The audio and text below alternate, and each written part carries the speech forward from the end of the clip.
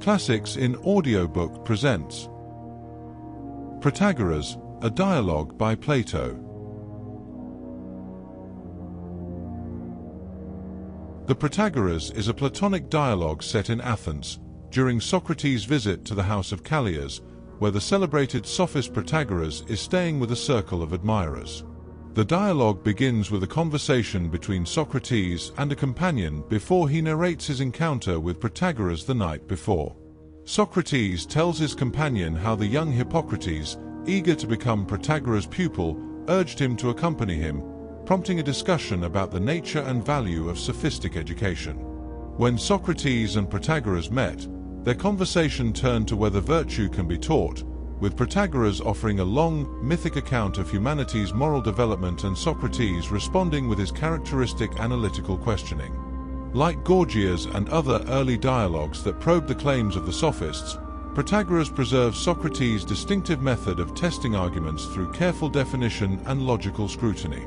By dramatizing the encounter between Socratic philosophy and sophistic rhetoric, Plato explores enduring questions about the teachability of virtue, the unity of the virtues, and the relationship between knowledge and right action.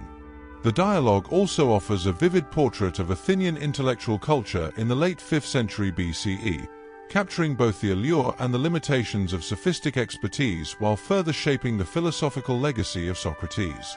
As the text of the Protagoras begins with a conversation between Socrates and a companion, this audiobook is read by two voices. One reading for Socrates, and the other reading for the companion. Plato begins the dialogue thus. Where do you come from, Socrates? And yet I need hardly ask the question, for I know that you have been in chase of the fair Alcibiades. I saw him the day before yesterday, and he had got a beard like a man, and he is a man, as I may tell you in your ear. But I thought that he was still very charming. What of his beard? Are you not of Homer's opinion, who says, "Youth is most charming when the beard first appears"? And that is now the charm of Alcibiades. Well, and how do matters proceed? Have you been visiting him, and was he gracious to you? Yes, I thought that he was very gracious, and especially today, for I have just come from him, and he has been helping me in an argument. But shall I tell you a strange thing? I paid no attention to him, and several times I quite forgot that he was present. What is the meaning of this? Has anything happened between you and him? For surely you cannot have discovered a fairer love than he is. Certainly not in this city of Athens. Yes, much fairer. What do you mean, a citizen or a foreigner? A foreigner. Of what country? Of Abdera. And is this stranger really in your opinion a fairer love than the son of Callias? And is not the wiser always the fairer, sweet friend? But have you really met, Socrates, with some wise one? Say rather, with the wisest of all living men, if you are willing to accord that title to Protagoras. What? Is Protagoras in Athens? Yes, he has been here 2 days. And do you just come from an interview with him? Yes, and I have heard and said many things. Then, if you have no engagement, suppose that you sit down and tell me what passed, and my attendant here shall give up his place to you. To be sure, and I shall be grateful to you for listening. Thank you, too, for telling us. That is thank you twice over. Listen then. Last night, or rather very early this morning, Hippocrates, the son of Apollodorus and the brother of Phason, gave a tremendous thump with his staff at my door. Someone opened to him, and he came rushing in and bawled out, "Socrates, are you awake or asleep?" I knew his voice, and said, "Hippocrates, is that you? And do you bring any news?" "Good news," he said, "nothing but good." "Delightful," I said, "but what is the news? And why have you come hither at this unearthly hour?" He drew nearer to me and said, "Protagoras is come." "Yes," I replied, "he came 2 days ago. Have you only just heard of his arrival?"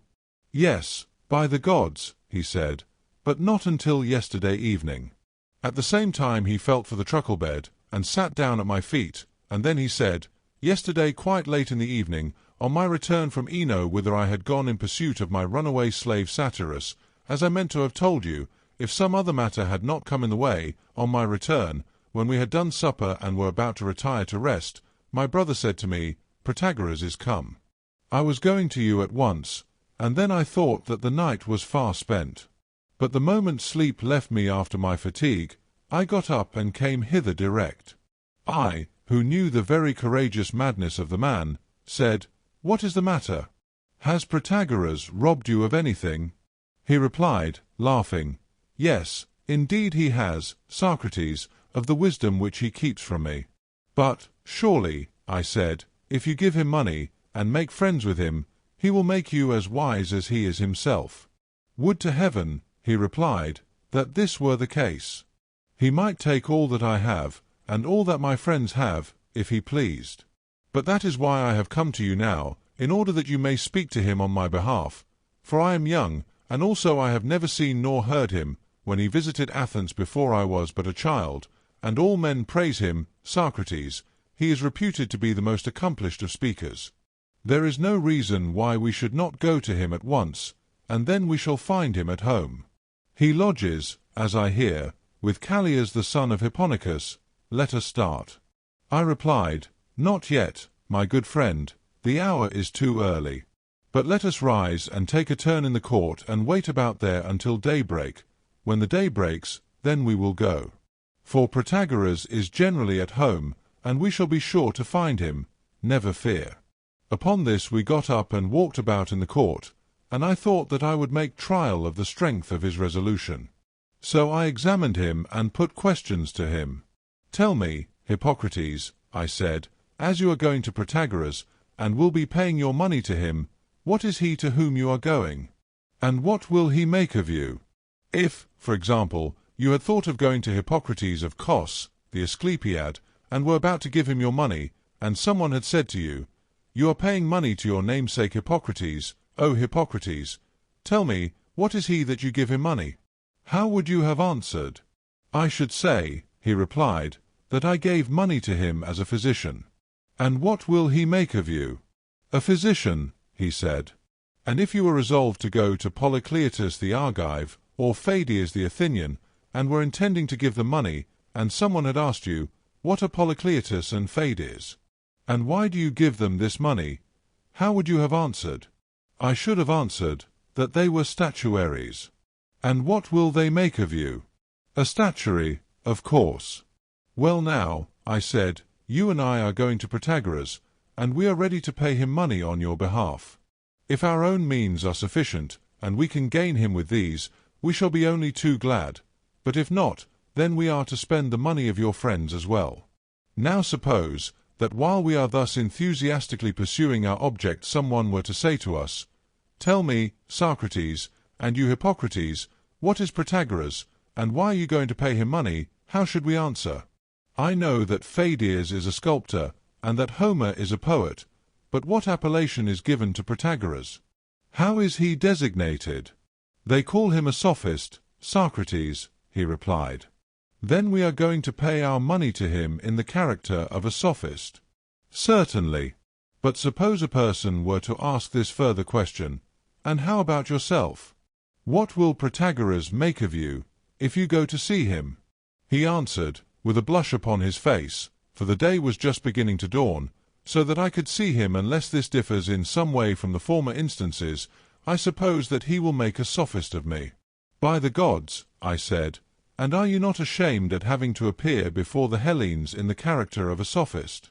Indeed, Socrates, to confess the truth, I am. But you should not assume, Hippocrates, that the instruction of Protagoras is of this nature. May you not learn of him in the same way that you learn the arts of the grammarian, or musician, or trainer, not with the view of making any of them a profession, but only as a part of education, and because a private gentleman and freeman ought to know them? Just so, he said, and that, in my opinion, is a far truer account of the teaching of Protagoras. I said, I wonder whether you know what you are doing. And what am I doing? You are going to commit your soul to the care of a man whom you call a sophist. And yet I hardly think that you know what a sophist is, and if not, then you do not even know to whom you are committing your soul and whether the thing to which you commit yourself be good or evil. I certainly think that I do know, he replied. Then tell me, what do you imagine that he is?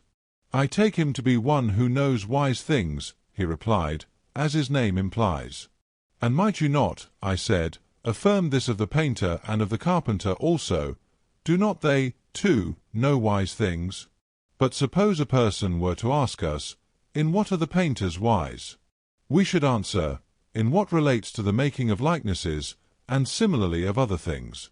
And if he were further to ask, what is the wisdom of the sophist, and what is the manufacture over which he presides? How should we answer him? How should we answer him, Socrates? What other answer could there be but that he presides over the art which makes men eloquent? Yes, I replied, that is very likely true, but not enough, for in the answer a further question is involved, of what does the sophist make a man talk eloquently? The player on the lyre may be supposed to make a man talk eloquently about that which he makes him understand, that is about playing the lyre. Is not that true? Yes. Then about what does the sophist make him eloquent? Must not he make him eloquent in that which he understands? Yes, that may be assumed. And what is that which the sophist knows and makes his disciple know? Indeed, he said, I cannot tell. Then I proceeded to say, well, but are you aware of the danger which you are incurring? If you were going to commit your body to someone who might do good or harm to it, would you not carefully consider and ask the opinion of your friends and kindred, and deliberate many days as to whether you should give him the care of your body? But when the soul is in question, which you hold to be of far more value than the body, and upon the good or evil of which depends the well-being of your all, about this you never consulted either with your father or with your brother or with any one of us who are your companions. But no sooner does this foreigner appear, than you instantly commit your soul to his keeping.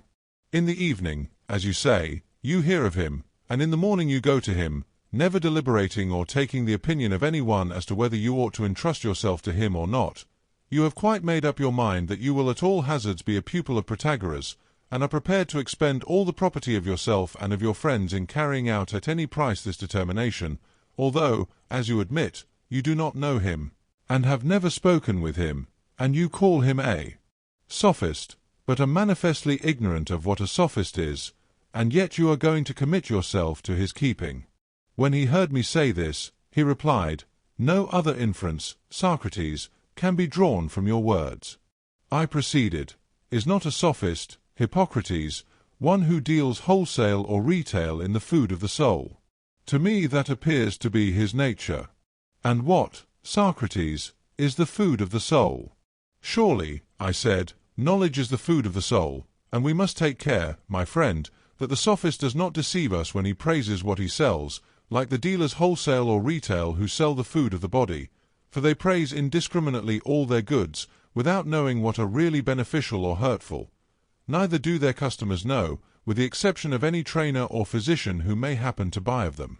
In like manner those who carry about the wares of knowledge, and make the round of the cities, and sell or retail them to any customer who is in want of them, praise them all alike, though I should not wonder, O my friend, if many of them were really ignorant of their effect upon the soul, and their customers equally ignorant, unless he who buys of them happens to be a physician of the soul.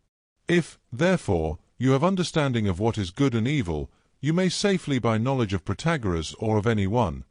But if not, then, O my friend, pause, and do not hazard your dearest interests at a game of chance. For there is far greater peril in buying knowledge than in buying meat and drink, the one you purchase of the wholesale or retail dealer, and carry them away in other vessels, and before you receive them into the body as food, you may deposit them at home and call in any experienced friend who knows what is good to be eaten or drunken, and what not, and how much, and when, and then the danger of purchasing them is not so great. But you cannot buy the wares of knowledge and carry them away in another vessel. When you have paid for them, you must receive them into the soul and go your way, either greatly harmed or greatly benefited, and therefore we should deliberate and take counsel with our elders, for we are still young, too young to determine such a matter. And now let us go, as we were intending, and hear Protagoras, and when we have heard what he has to say, we may take counsel of others. For not only is Protagoras at the house of Callias, but there is Hippias of Elis, and, if I am not mistaken, Prodicus of Ceos, and several other wise men. To this we agreed, and proceeded on our way until we reached the vestibule of the house, and there we stopped in order to conclude a discussion which had arisen between us as we were going along, and we stood talking in the vestibule until we had finished and come to an understanding. And I think that the doorkeeper, who was a eunuch, and who was probably annoyed at the great inroad of the sophists, must have heard us talking. At any rate, when we knocked at the door, and he opened and saw us, he grumbled, "They are sophists, he is not at home," and instantly gave the door a hearty bang with both his hands. Again we knocked, and he answered without opening, "Did you not hear me say that he is not at home, fellows?" "But, my friend," I said, "you need not be alarmed, for we are not sophists, and we are not come to see Callias, but we want to see Protagoras, and I must request you to announce us." At last, after a good deal of difficulty, the man was persuaded to open the door. When we entered, we found Protagoras taking a walk in the cloister, and next to him, on one side, were walking Callias, the son of Hippocrates, and Paralus, the son of Pericles, who, by the mother's side, is his half-brother, and Charmides, the son of Glaucon. On the other side of him was Xanthippus, the other son of Pericles, Philippides, the son of Philomulus, also Antimerus of Mende, who of all the disciples of Protagoras is the most famous, and intends to make sophistry his profession. A train of listeners followed him. The greater part of them appeared to be foreigners, whom Protagoras had brought with him out of the various cities visited by him in his journeys, he, like Orpheus, attracting them his voice, and they following. I should mention also that there were some Athenians in the company. Nothing delighted me more than the precision of their movements. They never got into his way at all, but when he and those who were with him turned back, then the band of listeners parted regularly on either side. He was always in front, and they wheeled round and took their places behind him in perfect order. After him, as Homer says, I lifted up my eyes and saw Hippias the Hellene sitting in the opposite cloister on a chair of state, and around him were seated on benches Eryximachus, the son of Ecumenus, and Phaedrus the Mauronesian, and Andron the son of Androtion, and there were strangers whom he had brought with him from his native city of Elis, and some others. They were putting to Hippias certain physical and astronomical questions, and he, ex cathedra, was determining their several questions to them, and discoursing of them. Also, my eyes beheld Tantalus, for Prodicus the Sheen was at Athens. He had been lodged in a room which, in the days of Hipponicus, was a storehouse, but, as the house was full, Callias had cleared this out and made the room into a guest chamber. Now Prodicus was still in bed, wrapped up in sheepskins and bedclothes, of which there seemed to be a great heap, and there were sitting by him on the couches near, Pausanias of the demi of Cerameus, and with Pausanias was a youth quite young, who is certainly remarkable for his good looks, and, if I am not mistaken, is also of a fair and gentle nature. I thought that I heard him called Agathon, and my suspicion is that he is the beloved of Pausanias. There was this youth, and also there were the two Adimantuses, one the son of Cepis, and the other of Leucolophides, and some others. I was very anxious to hear what Prodicus was saying, for he seems to me to be an all-wise and inspired man, but I was not able to get into the inner circle, and his fine deep voice made an echo in the room which rendered his words inaudible. No sooner had we entered than there followed us Alcibiades the beautiful, as you say, and I believe you, and also Critias the son of Calliscross. On entering we stopped a little, in order to look about us, and then walked up to Protagoras, and I said, "Protagoras, my friend Hippocrates and I have come to see you." "Do you wish," he said, "to speak with me alone, or in the presence of the company?" "Whichever you please," I said. "You shall determine when you have heard the purpose of our visit." "And what is your purpose?" He said. "I must explain," I said, "that my friend Hippocrates is a native Athenian. He is the son of Apollodorus, and of a great and prosperous house, and he is himself in natural ability quite a match for anybody of his own age. I believe that he aspires to political eminence, and this he thinks that conversation with you is most likely to procure for him. And now you can determine whether you would wish to speak to him of your teaching alone or in the presence of the company. Thank you, Socrates, for your consideration of me. For certainly a stranger finding his way into great cities, and persuading the flower of the youth in them to leave company of their kinsmen or any other acquaintances, old or young, and live with him, under the idea that they will be improved by his conversation, ought to be very cautious. great jealousies are aroused by his proceedings, and he is the subject of many enmities and conspiracies. Now the art of the sophist is, as I believe, of great antiquity. But in ancient times those who practiced it, fearing this odium, veiled and disguised themselves under various names, some under that of poets, as Homer, Hesiod, and Simonides, some of hierophants and prophets, as Orpheus and Musaeus, and some, as I observe, even under the name of gymnastic masters, like Iccus of Tarentum, or the more recently celebrated Herodicus, now of Salimbria and formerly of Megara, who is a first-rate sophist. Your own Agathocles pretended to be a musician, but was really an eminent sophist, also Pythocleides the Sheen, and there were many others, and all of them, as I was saying, adopted these arts as veils or disguises because they were afraid of the odium which they would incur. But that is not my way, for I do not believe that they effected their purpose, which was to deceive the government, who were not blinded by them, and as to the people, they have no understanding, and only repeat what their rulers are pleased to tell them. Now to run away, and to be caught in running away, is the very height of folly, and also greatly increases the exasperation of mankind, for they regard him who runs away as a rogue, in addition to any other objections which they have to him, and therefore I take an entirely opposite course, and acknowledge myself to be a sophist and instructor of mankind. Such an open acknowledgment appears to me to be a better sort of caution than concealment. Nor do I neglect other precautions, and therefore I hope, as I may say, by the favour of heaven that no harm will come of the acknowledgment that I am a sophist. And I have been now many years in the profession, for all my years when added up are many, there is no one here present of whom I might not be the father. Wherefore I should much prefer conversing with you, if you want to speak with me, in the presence of the company.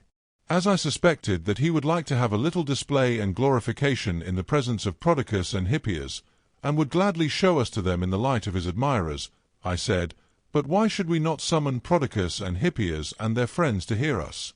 Very good, he said. Suppose, said Callias, that we hold a council in which you may sit and discuss. This was agreed upon, and great delight was felt at the prospect of hearing wise men talk. We ourselves took the chairs and benches, and arranged them by Hippias, where the other benches had been already placed. Meanwhile Callias and Alcibiades got Prodicus out of bed and brought in him and his companions. When we were all seated, Protagoras said, Now that the company are assembled, Socrates, tell me about the young man of whom you were just now speaking. I replied, I will begin again at the same point, Protagoras, and tell you once more the purport of my visit. This is my friend Hippocrates, who is desirous of making your acquaintance. He would like to know what will happen to him if he associates with you. I have no more to say. Protagoras answered, Young man, if you associate with me, on the very first day you will return home a better man than you came, and better on the second day than on the first, and better every day than you were on the day before. When I heard this, I said, Protagoras, I do not at all wonder at hearing you say this. Even at your age, and with all your wisdom, if any one were to teach you what you did not know before, you would become better no doubt. But please to answer in a different way. I will explain how by an example. Let me suppose that Hippocrates, instead of desiring your acquaintance, wished to become acquainted with the young man Zeuxippus of Heraclea, who has lately been in Athens, and he had come to him as he has come to you, and had heard him say, as he has heard you say, that every day he would grow and become better if he associated with him, and then suppose that he were to ask him, In what shall I become better, and in what shall I grow? Zeuxippus would answer, In painting. And suppose that he went to Orthagoras the Theban, and heard him say the same thing, and asked him, In what shall I become better day by day? He would reply, In flute playing. Now I want you to make the same sort of answer to this young man and to me, who am asking questions on his account. When you say that on the first day on which he associates with you he will return home a better man, and on every day will grow in like manner, in what, Protagoras, will he be better? And about what? When Protagoras heard me say this, he replied, You ask questions fairly, and I like to answer a question which is fairly put. If Hippocrates comes to me, he will not experience the sort of drudgery with which other sophists are in the habit of insulting their pupils, who, when they have just escaped from the arts, are taken and driven back into them by these teachers, and made to learn calculation, and astronomy, and geometry, and music. He gave a look at Hippias as he said this. But if he comes to me, he will learn that which he comes to learn. And this is prudence in affairs private as well as public. He will learn to order his own house in the best manner, and he will be able to speak and act for the best in the affairs of the state. Do I understand you? I said. And is your meaning that you teach the art of politics, and that you promise to make men good citizens? That, Socrates, is exactly the profession which I make. Then, I said, you do indeed possess a noble art, if there is no mistake about this. For I will freely confess to you, Protagoras, that I have a doubt whether this art is capable of being taught, and yet I know not how to disbelieve your assertion. And I ought to tell you why I am of opinion that this art cannot be taught or communicated by man to man. I say that the Athenians are an understanding people, and indeed they are esteemed to be such by the other Hellenes. Now I observe that when we are met together in the assembly, and the matter in hand relates to building, the builders are summoned as advisers. When the question is one of shipbuilding, then the shipwrights, and the like of other arts which they think capable of being taught and learned. And if some person offers to give them advice who is not supposed by them to have any skill in the art, even though he be good-looking, and rich, and noble, they will not listen to him, but laugh and hoot at him, until either he is clamoured down and retires of himself, or if he persist, he is dragged away or put out by the constables at the command of the prytanes. This is their way of behaving about professors of the arts. But when the question is an affair of state, then everybody is free to have a say, carpenter, tinker, cobbler, sailor, passenger, rich and poor, high and low. Anyone who likes gets up, and no one reproaches him, as in the former case, with not having learned, and having no teacher, and yet giving advice, evidently because they are under the impression that this sort of knowledge cannot be taught. And not only is this true of the state, but of individuals.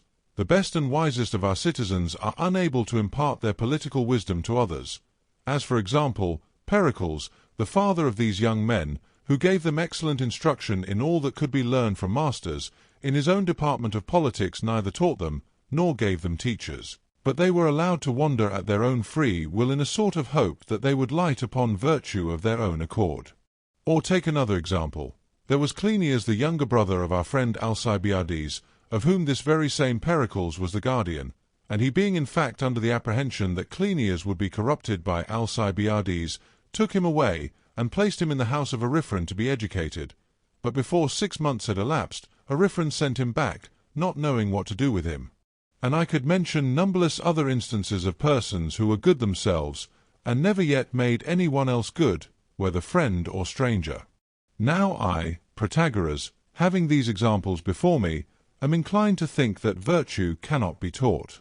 But then again, when I listen to your words, I waver, and am disposed to think that there must be something in what you say, because I know that you have great experience, and learning, and invention. And I wish that you would, if possible, show me a little more clearly that virtue can be taught. Will you be so good? That I will, Socrates, and gladly. But what would you like? Shall I, as an elder, speak to you as younger men in an apologue or myth, or shall I argue out the question? To this several of the company answered that he should choose for himself. Well, then, he said, I think that the myth will be more interesting. Once upon a time there were gods only, and no mortal creatures. But when the time came that these also should be created, the gods fashioned them out of earth and fire and various mixtures of both elements in the interior of the earth. And when they were about to bring them into the light of day, they ordered Prometheus and Epimetheus to equip them, and to distribute to them severally their proper qualities. Epimetheus said to Prometheus, Let me distribute, and do you inspect. This was agreed, and Epimetheus made the distribution. There were some to whom he gave strength without swiftness, while he equipped the weaker with swiftness. Some he armed, and others he left unarmed, and devised for the latter some other means of preservation, making some large, and having their size as a protection, and others small, whose nature was to fly in the air or burrow in the ground. This was to be their way of escape. Thus did he compensate them with the view of preventing any race from becoming extinct. And when he had provided against their destruction by one another, he contrived also a means of protecting them against the seasons of heaven, clothing them with close hair and thick skin sufficient to defend them against the winter cold and able to resist the summer heat, so that they might have a natural bed of their own when they wanted to rest. Also he furnished them with hoofs and hair and hard and callous skins under their feet. Then he gave them varieties of food, herb of the soil to some, to others fruits of trees, and to others roots, and to some again he gave other animals as food. And some he made to have few young ones, while those who were their prey were very prolific, and in this manner the race was preserved. Thus did Epimetheus, who, not being very wise, forgot that he had distributed among the brute animals all the qualities which he had to give, and when he came to man, who was still unprovided, he was terribly perplexed. Now while he was in this perplexity, Prometheus came to inspect the distribution, and he found that the other animals were suitably furnished, but that man alone was naked and shoeless, and had neither bed nor arms of defence.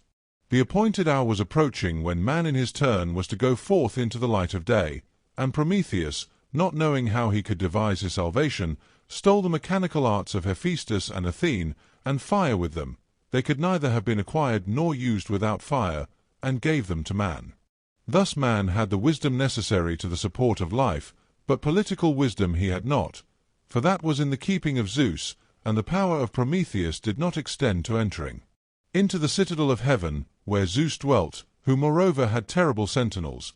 But he did enter by stealth into the common workshop of Athene and Hephaestus, in which they used to practice their favourite arts, and carried off Hephaestus' art of working by fire, and also the art of Athene, and gave them to man. And in this way man was supplied with the means of life. But Prometheus is said to have been afterwards prosecuted for theft, owing to the blunder of Epimetheus. Now man, having a share of the divine attributes, was at first the only one of the animals who had any gods, because he alone was of their kindred, and he would raise altars and images of them. He was not long in inventing articulate speech and names, and he also constructed houses and clothes and shoes and beds, and drew sustenance from the earth. Thus provided, mankind at first lived dispersed, and there were no cities. But the consequence was that they were destroyed by the wild beasts, for they were utterly weak in comparison of them, and their art was only sufficient to provide them with the means of life, and did not enable them to carry on war against the animals. Food they had, but not as yet the art of government, of which the art of war is a part. After a while the desire of self-preservation gathered them into cities, but when they were gathered together, having no art of government, they evil entreat one another, and were again in process of dispersion and destruction. Zeus feared that the entire race would be exterminated, and so he sent Hermes to them, bearing reverence and justice to be the ordering principles of cities and the bonds of friendship and conciliation. Hermes asked Zeus how he should impart justice and reverence among men. Should he distribute them as the arts are distributed, that is to say, to a favoured few only, one skilled individual having enough of medicine or of any other art for many unskilled ones? Shall this be the manner in which I am to distribute justice and reverence among men, or shall I give them to all? To all, said Zeus. I should like them all to have a share, for cities cannot exist if a few only share in the virtues, as in the arts. And further, make a law by my order, that he who has no part in reverence and justice shall be put to death, for he is a plague of the state. And this is the reason, Socrates, why the Athenians and mankind in general, when the question relates to carpentering or any other mechanical art, allow but a few to share in their deliberations, and when any one else interferes, then, as you say, they object, if he be not of the favoured few, which, as I reply, is very natural. But when they meet to deliberate about political virtue, which proceeds only by way of justice and wisdom, they are patient enough of any man who speaks of them, as is also natural, because they think that every man ought to share in this sort of virtue, and that states could not exist if this were otherwise. I have explained to you, Socrates, the reason of this phenomenon, and that you may not suppose yourself to be deceived in thinking that all men regard every man as having a share of justice or honesty and of every other political virtue, let me give you a further proof, which is this. In other cases, as you are aware, if a man says that he is a good flute player, or skilful in any other art in which he has no skill, people either laugh at him or are angry with him, and his relations think that he is mad and go and admonish him. But when honesty is in question, or some other political virtue, even if they know that he is dishonest, yet, if the man comes publicly forward and tells the truth about his dishonesty, then, what in the other case was held by them to be good sense, they now deem to be madness. They say that all men ought to profess honesty whether they are honest or not, and that a man is out of his mind who says anything else. Their notion is that a man must have some degree of honesty, and that if he has none at all he ought not to be in the world. I have been showing that they are right in admitting every man as a counsellor about this sort of virtue, as they are of opinion that every man is a partaker of it. And I will now endeavour to show further that they do not conceive this virtue to be given by nature, or to grow spontaneously, but to be a thing which may be taught, and which comes to a man by taking pains. No one would instruct, no one would rebuke, or be angry with those whose calamities they suppose to be due to nature or chance. They do not try to punish or to prevent them from being what they are, they do but pity them. Who is so foolish as to chastise or instruct the ugly, or the diminutive, or the feeble? And for this reason, because he knows that good and evil of this kind is the work of nature and of chance, whereas if a man is wanting in those good qualities which are attained by study and exercise and teaching, and has only the contrary evil qualities, other men are angry with him, and punish and reprove him. Of these evil qualities one is impiety, another injustice, and they may be described generally as the very opposite of political virtue. In such cases any man will be angry with another, and reprimand him, clearly because he thinks that by study and learning the virtue in which the other is deficient may be acquired. If you will think, Socrates, of the nature of punishment, you will see at once that in the opinion of mankind virtue may be acquired. No one punishes the evildoer under the notion, or for the reason, that he has done wrong, only the unreasonable fury of a beast acts in that manner. But he who desires to inflict rational punishment does not retaliate for a past wrong which cannot be undone. He has regard to the future, and is desirous that the man who is punished, and he who sees him punished, may be deterred from doing wrong again. He punishes for the sake of prevention, thereby clearly implying that virtue is capable of being taught. This is the notion of all who retaliate upon others either privately or publicly. And the Athenians, too, your own citizens, like other men, punish and take vengeance on all whom they regard as evildoers, and hence we may infer them to be of the number of those who think that virtue may be acquired and taught. Thus far, Socrates, I have shown you clearly enough, if I am not mistaken, that your countrymen are right in admitting the tinker and the cobbler to advise about politics, and also that they deem virtue to be capable of being taught and acquired. There yet remains one difficulty which has been raised by you about the sons of good men. What is the reason why good men teach their sons the knowledge which is gained from teachers, and make them wise in that, but do nothing towards improving them in the virtues which distinguish themselves? And here, Socrates, I will leave the apologue and resume the argument. Please to consider, is there or is there not some one quality of which all the citizens must be partakers, if there is to be a city at all? In the answer to this question is contained the only solution of your difficulty. There is no other.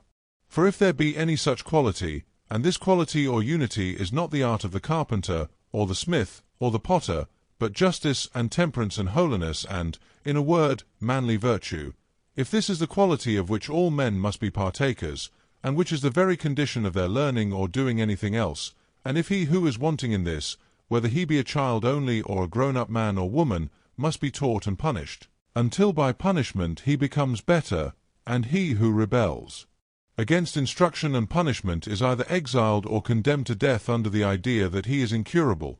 If what I am saying be true, good men have their sons taught other things and not this, do consider how extraordinary their conduct would appear to be. For we have shown that they think virtue capable of being taught and cultivated both in private and public, and, notwithstanding, they have their sons taught lesser matters, ignorance of which does not involve the punishment of death, but greater things, of which the ignorance may cause death and exile to those who have no training or knowledge of them, aye, and confiscation as well as death, and, in a word, may be the ruin of families. Those things, I say, they are supposed not to teach them, not to take the utmost care that they should learn. How improbable is this, Socrates! Education and admonition commence in the first years of childhood, and last to the very end of life. Mother and nurse and father and tutor are vying with one another about the improvement of the child as soon as ever he is able to understand what is being said to him, He cannot say or do anything without their setting forth to him that this is just and that is unjust, this is honorable, that is dishonorable, this is holy, that is unholy, do this and abstain from that. And if he obeys, well and good; if not, he is straitened by threats and blows, like a piece of bent or warped wood. At a later stage they send him to teachers, and enjoin them to see to his manners even more than to his reading and music, and the teachers do as they are desired. And when the boy has learned his letters and is beginning to understand what is written, as before he understood only what was spoken, they put into his hands the works of great poets, which he reads sitting on a bench at school. In these are contained many admonitions, and many tales, and praises, and encomia of ancient famous men, which he is required to learn by heart, in order that he may imitate or emulate them and desire to become like them.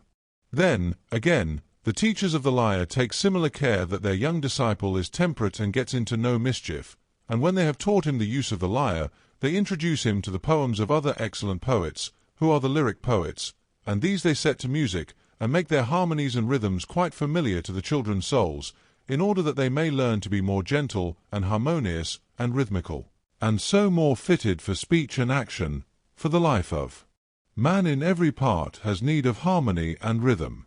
Then they send them to the master of gymnastic, in order that their bodies may better minister to the virtuous mind, and that they may not be compelled through bodily weakness to play the coward in war or on any other occasion. This is what is done by those who have the means, and those who have the means are the rich. Their children begin to go to school soonest and leave off latest. When they have done with masters, the state again compels them to learn the laws, and live after the pattern which they furnish, and not after their own fancies. And just as in learning to write, the writing master first draws lines with a style for the use of the young beginner, and gives him the tablet and makes him follow the lines, so the city draws the laws, which were the invention of good lawgivers living in the olden time. These are given to the young man, in order to guide him in his conduct whether he is commanding or obeying, and he who transgresses them is to be corrected, or, in other words, called to account, which is a term used not only in your country, but also in many others, seeing that justice calls men to account. Now when there is all this care about virtue private and public, why, Socrates, do you still wonder and doubt whether virtue can be taught? Cease to wonder, for the opposite would be far more surprising. But why then do the sons of good fathers often turn out ill? There is nothing very wonderful in this, for, as I have been saying, the existence of a state implies that virtue is not any man's private possession. If so, and nothing can be truer, then I will further ask you to imagine, as an illustration, some other pursuit or branch of knowledge which may be assumed equally to be the condition of the existence of a state.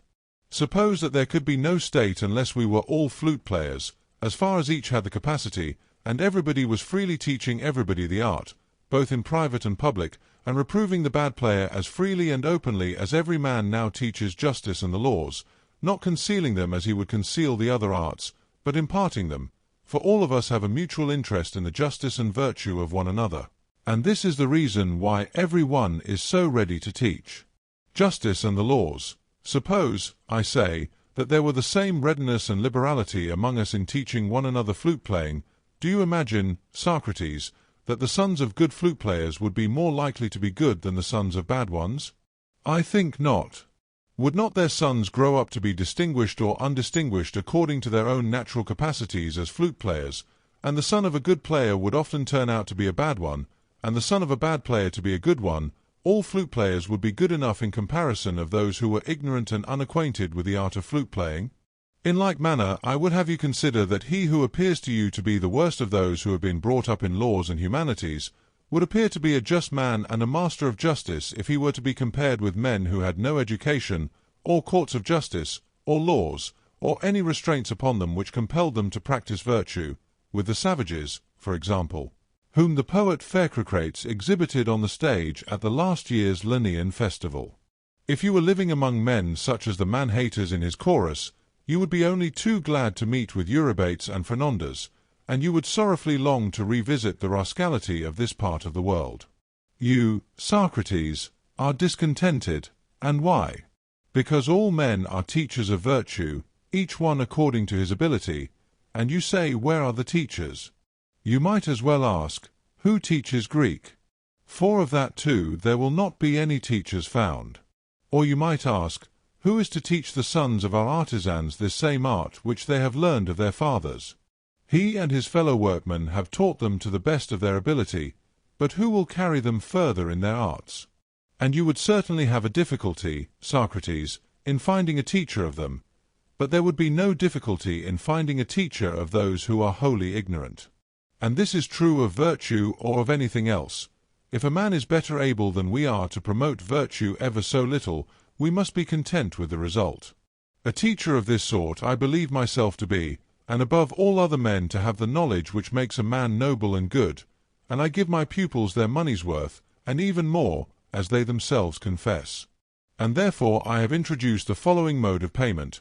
When a man has been my pupil, if he likes he pays my price, but there is no compulsion, and if he does not like, he has only to go into a temple and take an oath of the value of the instructions, and he pays no more than he declares to be their value. Such is my apologue, Socrates, and such is the argument by which I endeavor to show that virtue may be taught, and that this is the opinion of the Athenians.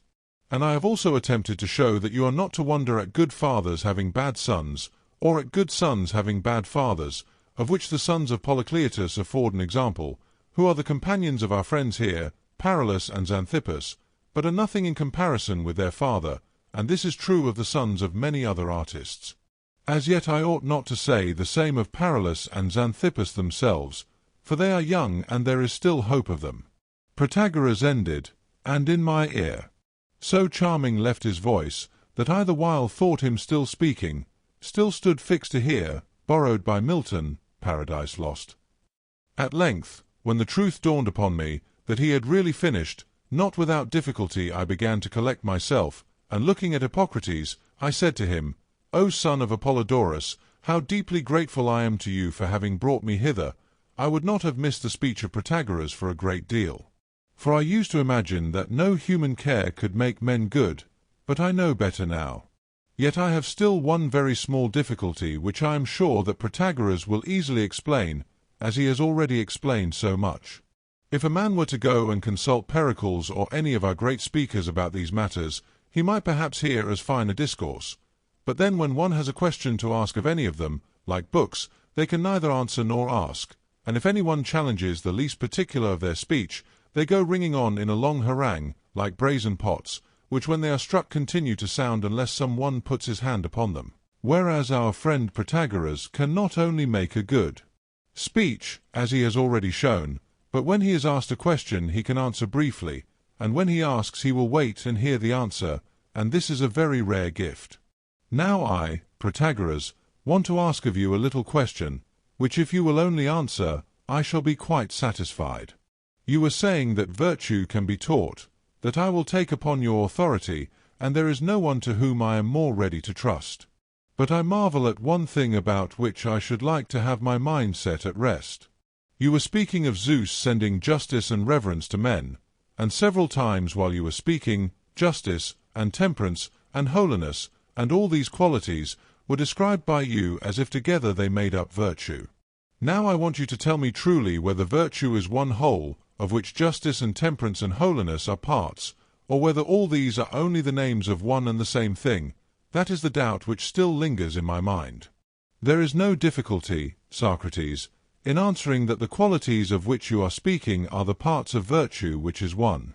And are they parts, I said, in the same sense in which mouth, nose, and eyes, and ears are the parts of a face, or are they like the parts of gold, which differ from the whole and from one another only in being larger or smaller?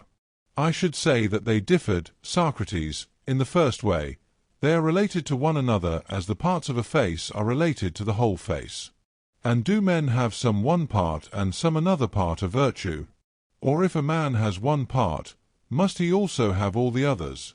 By no means, he said, for many a man is brave and not just, or just and not wise. You would not deny, then, that courage and wisdom are also parts of virtue? Most undoubtedly they are, he answered, and wisdom is the noblest of the parts.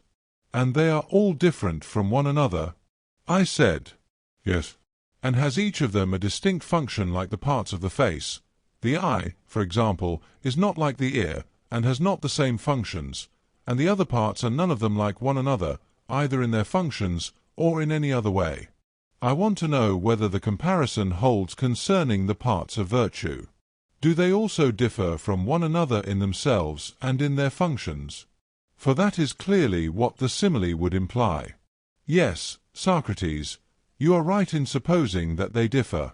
Then, I said, no other part of virtue is like knowledge, or like justice, or like courage, or like temperance, or like holiness.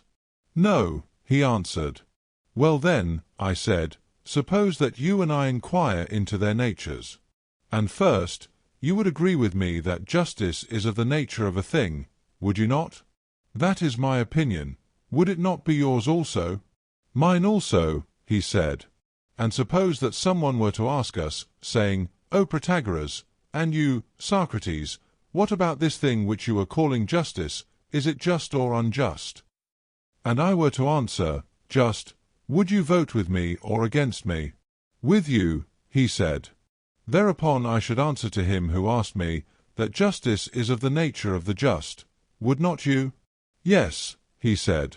And suppose that he went on to say, well now, is there also such a thing as holiness?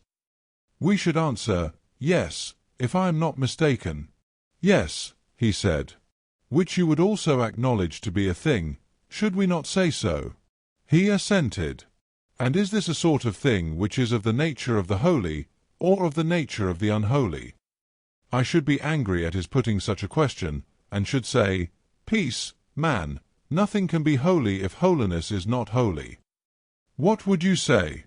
Would you not answer in the same way? Certainly, he said.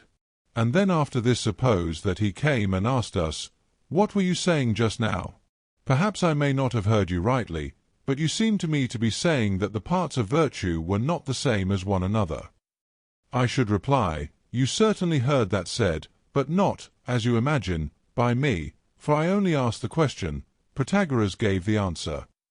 And suppose that he turned to you and said, is this true, Protagoras? And do you maintain that one part of virtue is unlike another, and is this your position? How would you answer him? I could not help acknowledging the truth of what he said, Socrates. Well then, Protagoras, we will assume this, and now supposing that he proceeded to say further, then holiness is not of the nature of justice, nor justice of the nature of holiness, but of the nature of unholiness, and holiness is of the nature of the not just, and therefore of the unjust, and the unjust is the unholy. How shall we answer him? I should certainly answer him on my own behalf that justice is holy, and that holiness is just, and I would say in like manner on your behalf also, if you would allow me, that justice is either the same with holiness, or very nearly the same. And above all I would assert that justice is like holiness and holiness is like justice. And I wish that you would tell me whether I may be permitted to give this answer on your behalf, and whether you would agree with me. He replied, I cannot simply agree, Socrates, to the proposition that justice is holy and that holiness is just, for there appears to me to be a difference between them. But what matter? If you please, I please. And let us assume, if you will I, that justice is holy, and that holiness is just. Pardon me, I replied. I do not want this if you wish or if you will sort of conclusion to be proven, but I want you and me to be proven. I mean to say that the conclusion will be best proven if there be no if. Well, he said, I admit that justice bears a resemblance to holiness, for there is always some point of view in which everything is like every other thing. White is in a certain way like black, and hard is like soft, and the most extreme opposites have some qualities in common. Even the parts of the face which, as we were saying before, are distinct and have different functions, are still in a certain point of view similar, and one of them is like another of them. And you may prove that they are like one another on the same principle that all things are like one another. And yet things which are like in some particular ought not to be called alike, nor things which are unlike in some particular, however slight, unlike.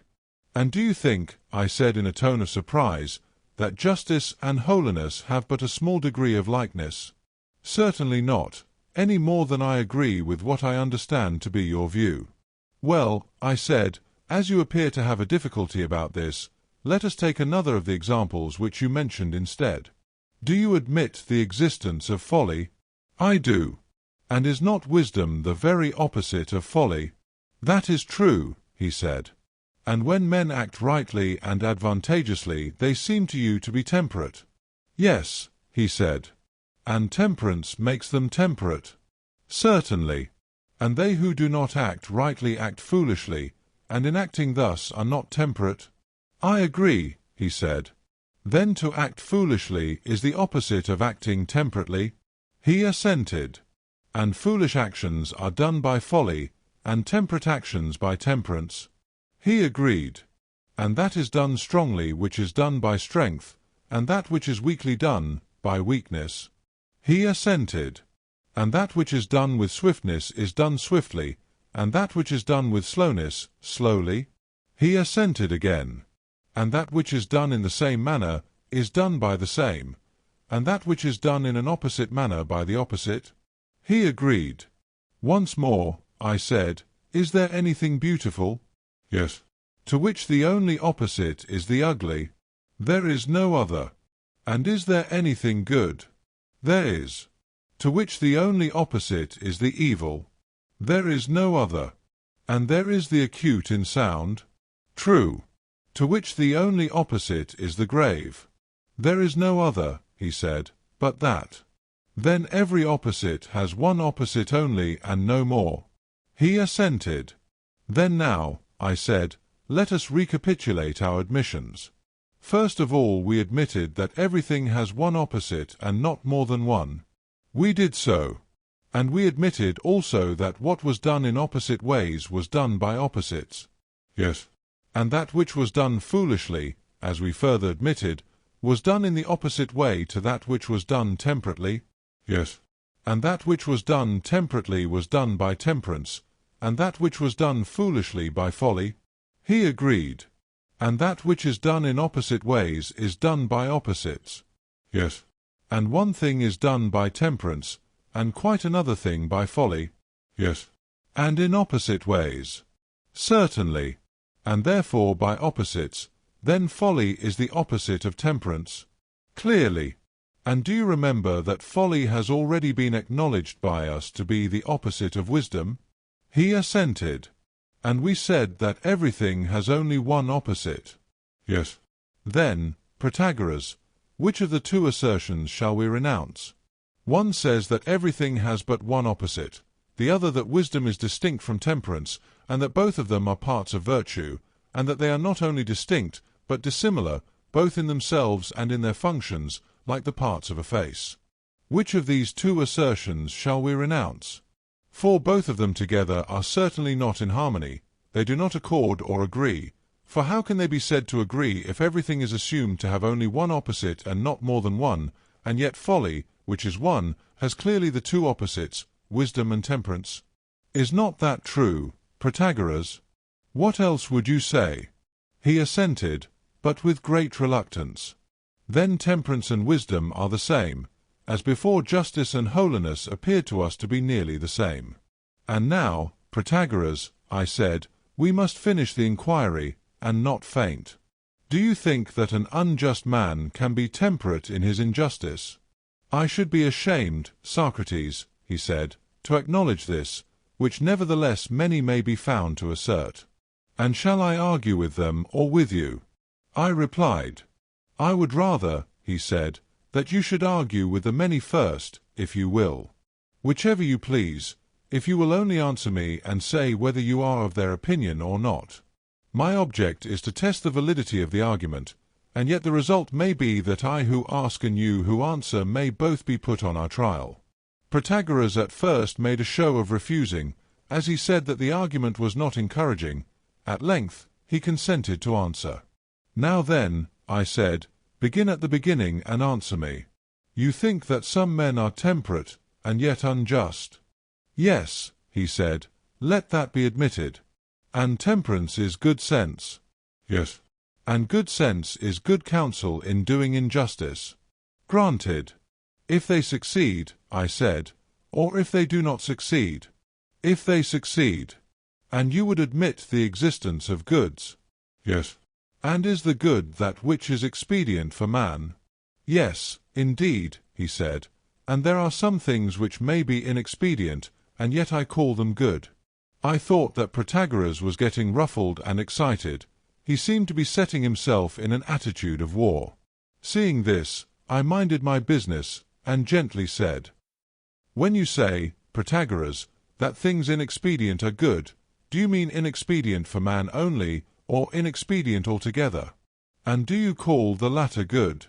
"Certainly not the last," he replied, "for I know of many things, meats, drinks, medicines, and 10,000 other things, which are inexpedient for man, and some which are expedient, and some which are neither expedient nor inexpedient for man, but only for horses, and some for oxen only, and some for dogs, and some for no animals, but only for trees, and some for the roots of trees and not for their branches, as for example, manure, which is a good thing when laid about the roots of a tree, but utterly destructive if thrown upon the shoots and young branches. Or I may instance olive oil, which is mischievous to all plants, and generally most injurious to the hair of every animal with the exception of man, but beneficial to human hair and to the human body generally. And even in this application, so various and changeable is the nature of the benefit, that which is the greatest good to the outward parts of a man, is a very great evil to his inward parts, and for this reason physicians always forbid their patients the use of oil in their food, except in very small quantities, just enough to extinguish the disagreeable sensation of smell in meats and sauces. When he had given this answer, the company cheered him. And I said, "Protagoras, I have a wretched memory, and when any one makes a long speech to me, I never remember what he is talking about. As then, if I had been deaf, and you were going to converse with me, you would have had to raise your voice.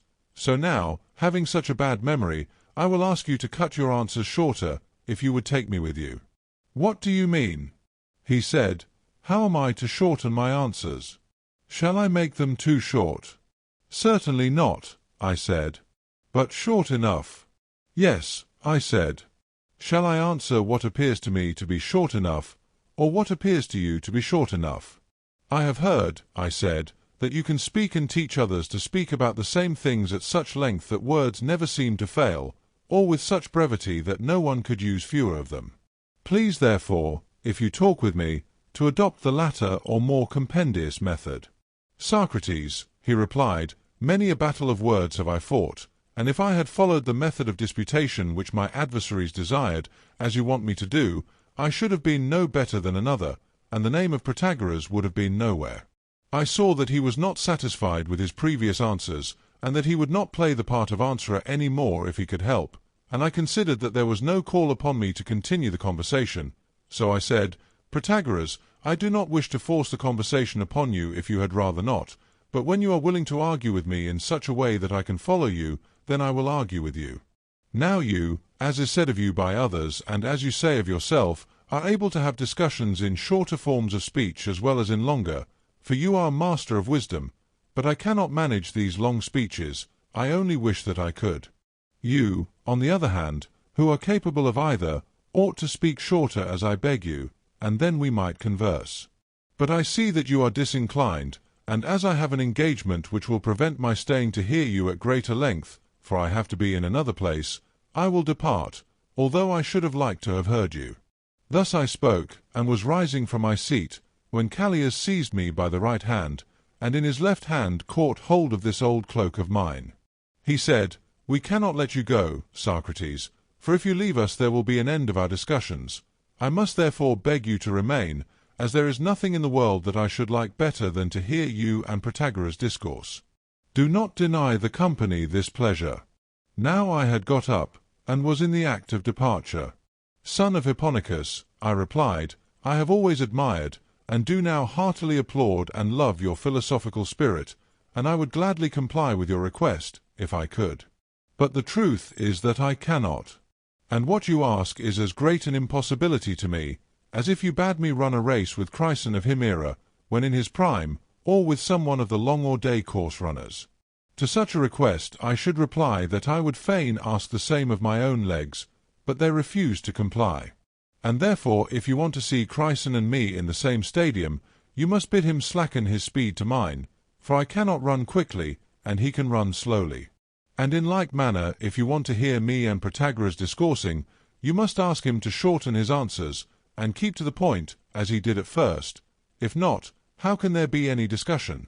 For discussion is one thing, and making an oration is quite another, in my humble opinion. But you see, Socrates, said Callias, that Protagoras may fairly claim to speak in his own way, just as you claim to speak in yours. Here Alcibiades interposed, and said, that, Callias, is not a true statement of the case. For our friend Socrates admits that he cannot make a speech. In this he yields the palm to Protagoras, but I should be greatly surprised if he yielded to any living man in the power of holding and apprehending an argument. Now if Protagoras will make a similar admission, and confess that he is inferior to Socrates in argumentative skill, that is enough for Socrates. But if he claims a superiority in argument as well, let him ask and answer, not, when a question is asked, slipping away from the point, and instead of answering, making a speech at such length that most of his hearers forget the question at issue. Not that Socrates is likely to forget, I will be bound for that, although he may pretend in fun that he has a bad memory. And Socrates appears to me to be more in the right than Protagoras. That is my view, and every man ought to say what he thinks. When Alcibiades had done speaking, someone, Critias, I believe, went on to say, O Prodicus and Hippias, Callias appears to me to be a partisan of Protagoras, and this led Alcibiades, who loves opposition, to take the other side. But we should not be partisans either of Socrates or of Protagoras. Let us rather unite in entreating both of them not to break up the discussion. Prodicus added, that, Critias, seems to me to be well said, for those who are present at such discussions ought to be impartial hearers of both the speakers, remembering, however, that impartiality is not the same as equality, for both sides should be impartially heard, and yet an equal meed should not be assigned to both of them, but to the wiser a higher meed should be given, and a lower to the less wise. And I as well as Critias would beg you, Protagoras and Socrates, to grant our request, which is, that you will argue with one another and not wrangle. For friends argue with friends out of good will, but only adversaries and enemies wrangle. And then our meeting will be delightful, for in this way you, who are the speakers, will be most likely to win esteem, and not praise only, among us who are your audience. For esteem is a sincere conviction of the hearers' souls, but praise is often an insincere expression of men uttering falsehoods contrary to their conviction. And thus we who are the hearers will be gratified and not pleased. For gratification is of the mind when receiving wisdom and knowledge, but pleasure is of the body when eating or experiencing some other bodily delight. Thus spoke Prodicus, and many of the company applauded his words. Hippias the sage spoke next. He said, All of you who are here present I reckon to be kinsmen and friends and fellow citizens, by nature and not by law. For by nature like is akin to like, whereas law is the tyrant of mankind, and often compels us to do many things which are against nature. How great would be the disgrace then, if we, who know the nature of things, and are the wisest of the Hellenes, and as such are met together in this city, which is the metropolis of wisdom, and in the greatest and most glorious house of this city, should have nothing to show worthy of this height of dignity, but should only quarrel with one another like the meanest of mankind. I do pray and advise you, Protagoras, and you, Socrates, to agree upon a compromise. Let us be your peacemakers. And do not you, Socrates, aim at this precise and extreme brevity in discourse, if Protagoras objects, but loosen and let go the reins of speech, that your words may be grander and more becoming to you. Neither do you, Protagoras, go forth on the gale with every sail set out of sight of land into an ocean of words, but let there be a mean observed by both of you. Do as I say. And let me also persuade you to choose an arbiter or overseer or president. He will keep watch over your words and will prescribe their proper length. This proposal was received by the company with universal approval. Callias said that he would not let me off, and they begged me to choose an arbiter. But I said that to choose an umpire of discourse would be unseemly, for if the person chosen was inferior, then the inferior or worse ought not to preside over the better, or if he was equal, neither would that be well, for he who is our equal will do as we do, and what will be the use of choosing him? And if you say, Let us have a better then, to that I answer that you cannot have any one who is wiser than Protagoras. And if you choose another who is not really better, and whom you only say is better, To put another over him as though he were an inferior person would be an unworthy reflection on him. Not that, as far as I am concerned, any reflection is of much consequence to me. Let me tell you then what I will do in order that the conversation and discussion may go on as you desire. If Protagoras is not disposed to answer, let him ask and I will answer, and I will endeavor to show at the same time how, as I maintain, he ought to answer, and when I have answered as many questions as he likes to ask, let him in like manner answer me, and if he seems to be not very ready at answering the precise question asked of him, you and I will unite in entreating him, as you entreated me, not to spoil the discussion. And this will require no special arbiter, all of you shall be arbiters. This was generally approved, and Protagoras, though very much against his will, was obliged to agree that he would ask questions, and when he had put a sufficient number of them, that he would answer in his turn those which he was asked in short replies. He began to put his questions as follows. I am of opinion, Socrates, he said, that skill in poetry is the principal part of education, and this I conceive to be the power of knowing what compositions of the poets are correct, and what are not, and how they are to be distinguished, and of explaining when asked the reason of the difference. And I propose to transfer the question which you and I have been discussing to the domain of poetry. We will speak as before of virtue, but in reference to a passage of a poet. Now Simonides says to Scopas the son of Creon the Thessalian, hardly on the one hand can a man become truly good, built foursquare in hands and feet and mind, a work without a flaw. Do you know the poem? Or shall I repeat the whole? There is no need, I said, for I am perfectly well acquainted with the ode. I have made a careful study of it. Very well, he said. And do you think that the ode is a good composition, and true? Yes, I said, both good and true. But if there is a contradiction, can the composition be good or true? No, not in that case, I replied. And is there not a contradiction? He asked. Reflect. Well, my friend, I have reflected. And does not the poet proceed to say, I do not agree with the word of Pittacus, albeit the utterance of a wise man, hardly can a man be good. Now you will observe that this is said by the same poet. I know it. And do you think, he said, that the two sayings are consistent? Yes, I said, I think so. At the same time I could not help fearing that there might be something in what he said. And you think otherwise? Why, he said, how can he be consistent in both? First of all, premising as his own thought, hardly can a man become truly good, and then a little further on in the poem, forgetting, and blaming Pittacus and refusing to agree with him, when he says, hardly can a man be good, which is the very same thing. And yet when he blames him who says the same with himself, he blames himself, so that he must be wrong either in his first or his second assertion.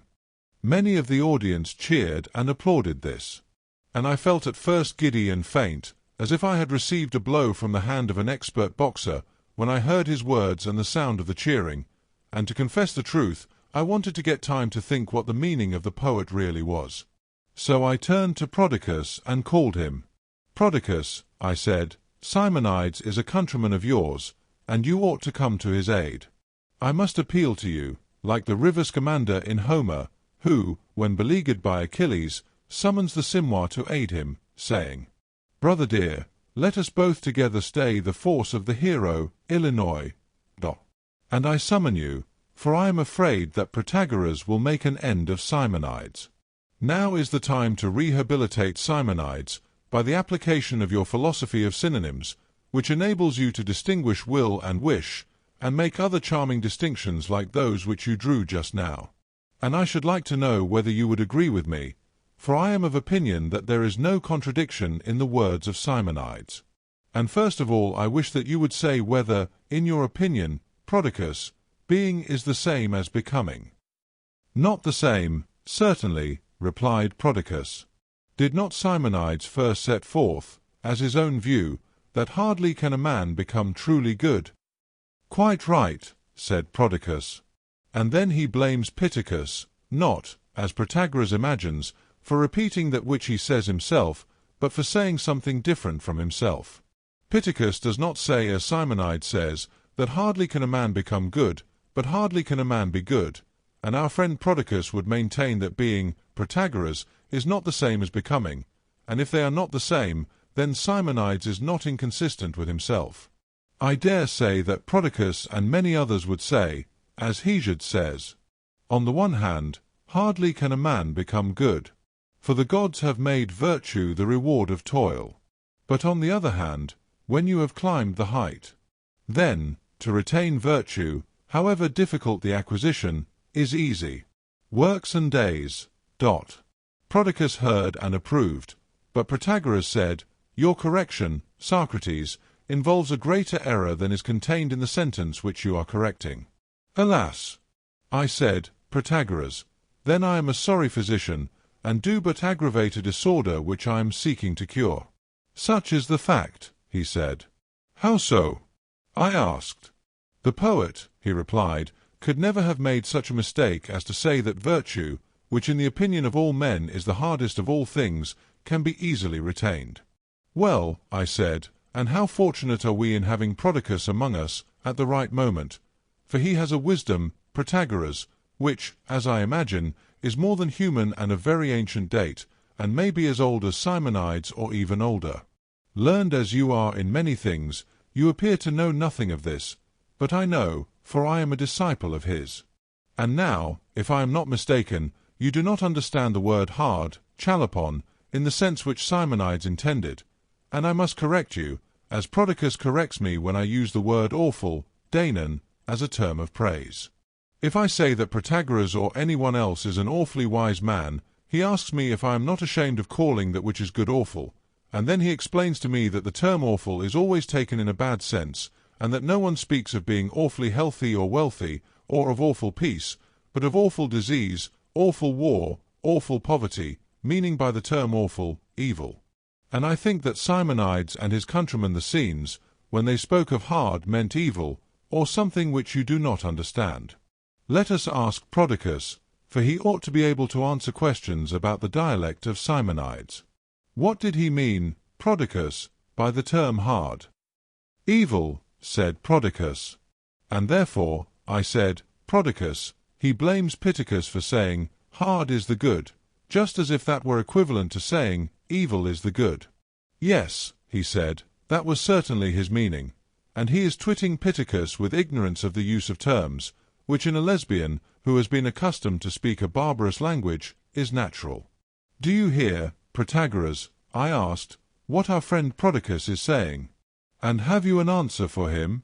"You are entirely mistaken, Prodicus," said Protagoras, "and I know very well that Simonides in using the word hard meant what all of us mean, not evil, but that which is not easy, that which takes a great deal of trouble. Of this I am positive."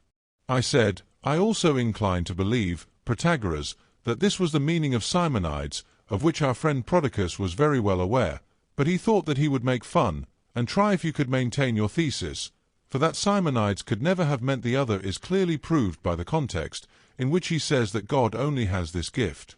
Now he cannot surely mean to say that to be good is evil, when he afterwards proceeds to say that God only has this gift, and that this is the attribute of him and of no other. For if this be his meaning, Prodicus would impute to Simonides a character of recklessness which is very unlike his countrymen. And I should like to tell you," I said, "what I imagine to be the real meaning of Simonides in this poem, if you will test what, in your way of speaking, would be called my skill in poetry, or if you would rather, I will be the listener." To this proposal Protagoras replied, "As you please," and Hippias, Prodicus, and the others told me by all means to do as I proposed. "Then now," I said, "I will endeavour to explain to you my opinion about this poem of Simonides. There is a very ancient philosophy which is more cultivated in Crete and Lacedaemon than in any other part of Hellas, and there are more philosophers in those countries than anywhere else in the world. This, however, is a secret which the Lacedaemonians deny, and they pretend to be ignorant, just because they do not wish to have it thought that they rule the world by wisdom, like the sophists of whom Protagoras was speaking, and not by valour of arms, considering that if the reason of their superiority were disclosed, all men would be practising their wisdom. And this secret of theirs has never been discovered by the imitators of Lacedaemonian fashions in other cities, who go about with their ears bruised in imitation of them, and have the cestus bound on their arms, and are always in training, and wear short cloaks, for they imagine that these are the practices which have enabled the Lacedaemonians to conquer the other Hellenes. Now when the Lacedaemonians want to unbend and hold free conversation with their wise men, and are no longer satisfied with mere secret intercourse, they drive out all these laconizers, and any other foreigners who may happen to be in their country, and they hold a philosophical seance unknown to strangers, and they themselves forbid their young men to go out into other cities. In this they are like the Cretans, in order that they may not unlearn the lessons which they have taught them. And in Lacedaemon and Crete not only men but also women have a pride in their high cultivation. And hereby you may know that I am right in attributing to the Lacedaemonians this excellence in philosophy and speculation. If a man converses with the most ordinary Lacedaemonian, he will find him seldom good for much in general conversation, but at any point in the discourse he will be darting out some notable saying, terse and full of meaning, with unerring aim. And the person with whom he is talking seems to be like a child in his hands. And many of our own age and of former ages have noted that the true Lacedaemonian type of character has the love of philosophy even stronger than the love of gymnastics. They are conscious that only a perfectly educated man is capable of uttering such expressions. Such were Thales of Miletus, and Pittacus of Mytilene, and Bias of Priene, and our own Solon, and Cleobulus the Lindian, and Myson the Chenian, and seventh in the catalogue of wise men was the Lacedaemonian Chilo. All these were lovers and emulators and disciples of the culture of the Lacedaemonians, and any one may perceive that their wisdom was of this character, consisting of short memorable sentences which they severally uttered. And they met together and dedicated in the temple of Apollo at Delphi, as the firstfruits of their wisdom, the far-famed inscriptions, which are in all men's mouths, Know thyself, and nothing too much. Why do I say all this? I am explaining that this Lacedaemonian brevity was the style of primitive philosophy. Now there was a saying of Pittacus which was privately circulated and received the approbation of the wise, Hard is it to be good. And Simonides, who was ambitious of the fame of wisdom, was aware that if he could overthrow this saying, then, as if he had won a victory over some famous athlete, he would carry off the palm among his contemporaries. And if I am not mistaken, he composed the entire poem with the secret intention of damaging Pittacus and his saying. Let us all unite in examining his words, and see whether I am speaking the truth. Simonides must have been a lunatic, if, in the very first words of the poem, wanting to say only that to become good is hard, he inserted Greek, on the one hand to become good is hard. There would be no reason for the introduction of Greek, unless you suppose him to speak with a hostile reference to the words of Pittacus. Pittacus is saying hard is it to be good, and he, in refutation of this thesis, rejoins that the truly hard thing, Pittacus, is to become good, not joining truly with good, but with hard. Not that the hard thing is to be truly good, as though there were some truly good men, and there were others who were good but not truly good. This would be a very simple observation, and quite unworthy of Simonides. But you must suppose him to make a trajection of the word truly, Greek, construing the saying of Pittacus thus, and let us imagine Pittacus to be speaking and Simonides answering him, O my friends, says Pittacus, hard is it to be good, and Simonides answers, in that. Pittacus, you are mistaken. The difficulty is not to be good, but on the one hand, to become good, foursquare in hands and feet and mind, without a flaw, that is hard truly. This way of reading the passage accounts for the insertion of Greek on the one hand, and for the position at the end of the clause of the word truly, and all that follows shows this to be the meaning. A great deal might be said in praise of the details of the poem, which is a charming piece of workmanship, and very finished, but such minutiae would be tedious. I should like, however, to point out the general intention of the poem, which is certainly designed in every part to be a refutation of the saying of Pittacus. For he speaks in what follows a little further on as if he meant to argue that although there is a difficulty in becoming good, yet this is possible for a time, and only for a time. But having become good, to remain in a good state and be good, as you, Pittacus, affirm, is not possible, and is not granted to man. God only has this blessing, but man cannot help being bad when the force of circumstances overpowers him. Now whom does the force of circumstance overpower in the command of a vessel?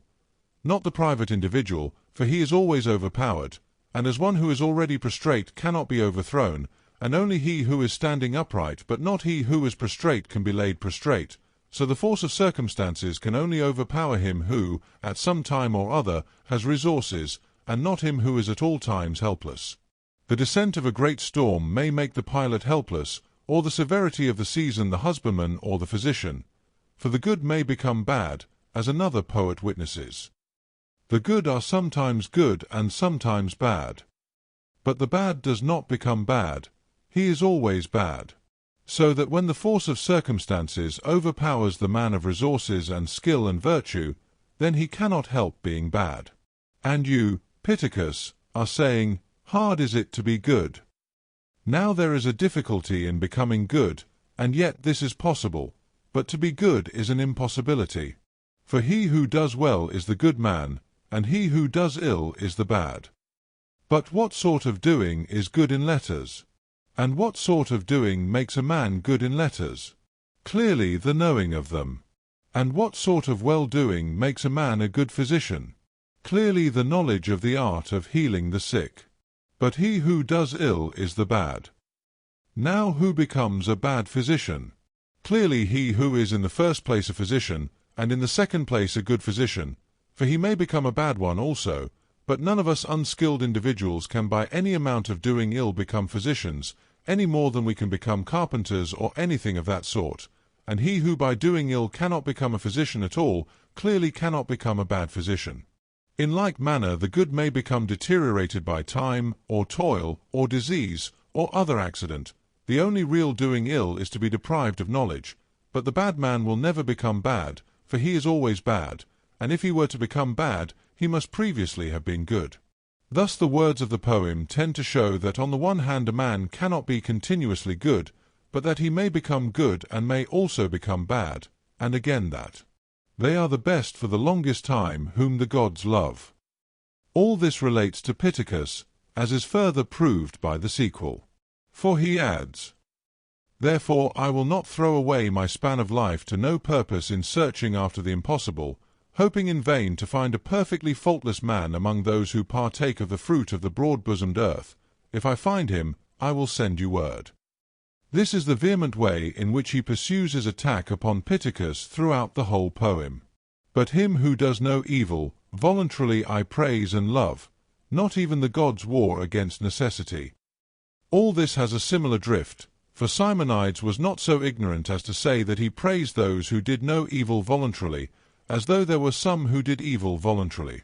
For no wise man, as I believe, will allow that any human being errs voluntarily, or voluntarily does evil and dishonorable actions, but they are very well aware that all who do evil and dishonorable things do them against their will.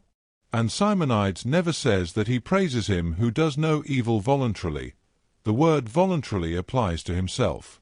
For he was under the impression that a good man might often compel himself to love and praise another, and to be the friend and approver of another, and that there might be an involuntary love, such as a man might feel to an unnatural father or mother, or country, or the like. Now bad men, when their parents or country have any defects, look on them with malignant joy, and find fault with them and expose and denounce them to others, under the idea that the rest of mankind will be less likely to take themselves to task and accuse them of neglect, and they blame their defects far more than they deserve, in order that the odium which is necessarily incurred by them may be increased. But the good man dissembles his feelings, and constrains himself to praise them, and if they have wronged him and he is angry, he pacifies his anger and is reconciled, and compels himself to love and praise his own flesh and blood. And Simonides, as is probable, considered that he himself had often had to praise and magnify a tyrant or the like, much against his will, and he also wishes to imply to Pittacus that he does not censure him because he is censorious. "For I am satisfied," he says, "when a man is neither bad nor very stupid, and when he knows justice, which is the health of states, and is of sound mind, I will find no fault with him, for I am not given to finding fault, and there are innumerable fools." Implying that if he delighted in censure, he might have abundant opportunity of finding fault. All things are good with which evil is unmingled. In these latter words he does not mean to say that all things are good which have no evil in them, as you might say, all things are white which have no black in them, for that would be ridiculous, but he means to say that he accepts and finds no fault with the moderate or intermediate state. I do not hope, he says, to find a perfectly blameless man among those who partake of the fruits of the broad-bosomed earth. If I find him, I will send you word. In this sense I praise no man. But he who is moderately good, and does no evil, is good enough for me, who love and approve every one foot. And here observe that he uses a lesbian word, epanemy, approve, because he is addressing Pittacus. Who love and approve every one voluntarily, who does no evil. And that the stop should be put after voluntarily, but there are some whom I involuntarily praise and love. And you, Pittacus, I would never have blamed, if you had spoken what was moderately good and true. But I do blame you because, putting on the appearance of truth, you are speaking falsely about the highest matters. And this, I said, Prodicus and Protagoras, I take to be the meaning of Simonides in this poem. Hippias said, I think, Socrates, that you have given a very good explanation of the poem, but I have also an excellent interpretation of my own which I will propound to you, if you will allow me. Nay, Hippias, said Alcibiades, not now, but at some other time. At present we must abide by the compact which was made between Socrates and Protagoras, to the effect that as long as Protagoras is willing to ask, Socrates should answer, or that if he would rather answer, then that Socrates should ask. I said, I wish Protagoras either to ask or answer as he is inclined, but I would rather have done with poems and odes, if he does not object, and come back to the question about which I was asking you at first, Protagoras, and by your help make an end of that. The talk about the poets seems to me like a commonplace entertainment to which a vulgar company have recourse, who, because they are not able to converse or amuse one another, while they are drinking, with the sound of their own voices and conversation, by reason of their stupidity, raise the price of flute girls in the market, hiring for a great sum the voice of a flute instead of their own breath, to be the medium of intercourse among them. But where the company are real gentlemen and men of education, you will see no flute girls, nor dancing girls, nor harp girls, and they have no nonsense or games, but are contented with one another's conversation, of which their own voices are the medium, and which they carry on by turns and in an orderly manner, even though they are very liberal in their potations. And a company like this of ours, and men such as we profess to be, do not require the help of another's voice, or of the poets whom you cannot interrogate about the meaning of what they are saying, people who cite them declaring, some that the poet has one meaning, and others that he has another, and the point which is in dispute can never be decided. This sort of entertainment they decline, and prefer to talk with one another, and put one another to the proof in conversation. And these are the models which I desire that you and I should imitate. Leaving the poets, and keeping to ourselves, let us try the mettle of one another and make proof of the truth in conversation. If you have a mind to ask, I am ready to answer, or if you would rather, do you answer, and give me the opportunity of resuming and completing our unfinished argument. I made these and some similar observations, but Protagoras would not distinctly say which he would do. Thereupon Alcibiades turned to Callias, and said, Do you think, Callias, that Protagoras is fair in refusing to say whether he will or will not answer? For I certainly think that he is unfair. He ought either to proceed with the argument, or distinctly refuse to proceed, that we may know his intention, and then Socrates will be able to discourse with someone else, and the rest of the company will be free to talk with one another. I think that Protagoras was really made ashamed by these words of Alcibiades, and when the prayers of Callias and the company were superadded, he was at last induced to argue, and said that I might ask and he would answer. So I said, Do not imagine, Protagoras, that I have any other interest in asking questions of you but that of clearing up my own difficulties. For I think that Homer was very right in saying that, when two go together, one sees before the other, Illinois. For all men who have a companion are readier in deed, word, or thought, but if a man sees a thing when he is alone, he goes about straightway seeking until he finds someone to whom he may show his discoveries, and who may confirm him in them. And I would rather hold discourse with you than with any one, because I think that no man has a better understanding of most things which a good man may be expected to understand, and in particular of virtue. For who is there, But you, who not only claim to be a good man and a gentleman, for many are this, and yet have not the power of making others good, whereas you are not only good yourself, but also the cause of goodness in others. Moreover, such confidence have you in yourself, that although other sophists conceal their profession, you proclaim in the face of Hellas that you are a sophist or teacher of virtue and education, and are the first who demanded pay in return. How then can I do otherwise than invite you to the examination of these subjects, and ask questions and consult with you? I must, indeed. And I should like once more to have my memory refreshed by you about the questions which I was asking you at first, and also to have your help in considering them. If I am not mistaken, the question was this: are wisdom and temperance and courage and justice and holiness 5 names of the same thing? Or has each of the names a separate underlying essence and corresponding thing having a peculiar function, no one of them being like any other of them? And you replied that the 5 names were not the names of the same thing, but that each of them had a separate object, and that all these objects were parts of virtue, not in the same way that the parts of gold are like each other and the whole of which they are parts, but as the parts of the face are unlike the whole of which they are parts and one another, and have each of them a distinct function. I should like to know whether this is still your opinion, or if not, I will ask you to define your meaning, and I shall not take you to task if you now make a different statement. For I dare say that you may have said what you did only in order to make trial of me.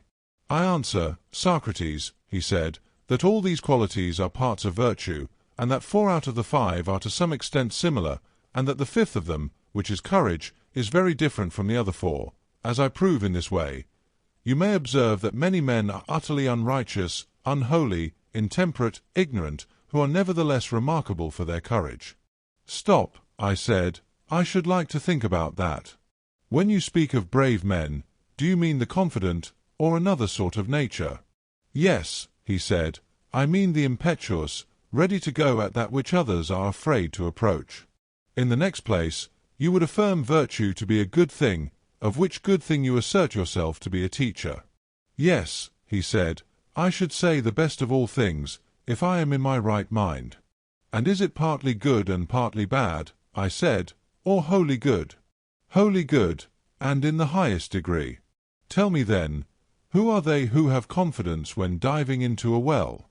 I should say, the divers. And the reason of this is that they have knowledge? Yes, that is the reason. And who have confidence when fighting on horseback, the skilled horseman or the unskilled? The skilled. And who when fighting with light shields, the peltastes or the non-peltastes? The peltastes. And that is true of all other things, he said, if that is your point. Those who have knowledge are more confident than those who have no knowledge, and they are more confident after they have learned than before. And have you not seen persons utterly ignorant, I said, of these things, and yet confident about them? Yes, he said, I have seen such persons far too confident. And are not these confident persons also courageous? In that case, he replied, courage would be a base thing, for the men of whom we are speaking are surely madmen. Then who are the courageous? Are they not the confident? Yes, he said, to that statement I adhere. And those, I said, who are thus confident without knowledge are really not courageous, but mad, and in that case the wisest are also the most confident, and being the most confident are also the bravest, and upon that view again wisdom will be courage. Nay, Socrates, he replied, you are mistaken in your remembrance of what was said by me. When you asked me, I certainly did say that the courageous are the confident, but I was never asked whether the confident are the courageous. If you had asked me, I should have answered not all of them, and what I did answer you have not proved to be false, although you proceeded to show that those who have knowledge are more courageous than they were before they had knowledge, and more courageous than others who have no knowledge, and were then led on to think that courage is the same as wisdom. But in this way of arguing you might come to imagine that strength is wisdom. You might begin by asking whether the strong are able, and I should say yes, and then whether those who know how to wrestle are not more able to wrestle than those who do not know how to wrestle, and more able after than before they had learned, and I should assent. And when I had admitted this, you might use my admissions in such a way as to prove that upon my view wisdom is strength, whereas in that case I should not have admitted, any more than in the other, that the able are strong, although I have admitted that the strong are able. For there is a difference between ability and strength. The former is given by knowledge as well as by madness or rage, but strength comes from nature and a healthy state of the body. And in like manner I say of confidence and courage that they are not the same, and I argue that the courageous are confident, but not all the confident courageous. For confidence may be given to men by art, and also, like ability, by madness and rage, but courage comes to them from nature and the healthy state of the soul. I said, you would admit, Protagoras, that some men live well and others ill? He assented. And do you think that a man lives well who lives in pain and grief? He does not. But if he lives pleasantly to the end of his life, will he not in that case have lived well? He will. Then to live pleasantly is a good, and to live unpleasantly an evil? Yes, he said, if the pleasure be good and honorable. And do you, Protagoras, like the rest of the world, call some pleasant things evil and some painful things good? For I am rather disposed to say that things are good in as far as they are pleasant, if they have no consequences of another sort, and in as far as they are painful they are bad. I do not know, Socrates, he said, whether I can venture to assert in that unqualified manner that the pleasant is the good and the painful the evil. Having regard not only to my present answer, but also to the whole of my life, I shall be safer, if I am not mistaken, in saying that there are some pleasant things which are not good, and that there are some painful things which are good, and some which are not good, and that there are some which are neither good nor evil. And you would call pleasant, I said, the things which participate in pleasure or create pleasure. Certainly, he said. Then my meaning is, that in as far as they are pleasant they are good, and my question would imply that pleasure is a good in itself. According to your favorite mode of speech, Socrates, let us reflect about this, he said, and if the reflection is to the point, and the result proves that pleasure and good are really the same, then we will agree, but if not, then we will argue. And would you wish to begin the inquiry? I said, or shall I begin? You ought to take the lead, he said, for you are the author of the discussion. May I employ an illustration? I said, suppose someone who is inquiring into the health or some other bodily quality of another. He looks at his face and at the tips of his fingers, and then he says, uncover your chest and back to me that I may have a better view. That is the sort of thing which I desire in this speculation. Having seen what your opinion is about good and pleasure, I am minded to say to you, uncover your mind to me, Protagoras, and reveal your opinion about knowledge, that I may know whether you agree with the rest of the world. Now the rest of the world are of opinion that knowledge is a principle not of strength, or of rule, or of command. Their notion is that a man may have knowledge, and yet that the knowledge which is in him may be overmastered by anger, or pleasure, or pain, or love, or perhaps by fear, just as if knowledge were a slave, and might be dragged about anyhow. Now is that your view? Or do you think that knowledge is a noble and commanding thing, which cannot be overcome, and will not allow a man, if he only knows the difference of good and evil, to do anything which is contrary to knowledge, but that wisdom will have strength to help him? I agree with you, Socrates, said Protagoras, and not only so, but I, above all other men, am bound to say that wisdom and knowledge are the highest of human things. Good, I said, and true. But are you aware that the majority of the world are of another mind, and that men are commonly supposed to know the things which are best, and not to do them when they might? And most persons whom I have asked the reason of this have said that when men act contrary to knowledge they are overcome by pain, or pleasure, or some of those affections which I was just now mentioning.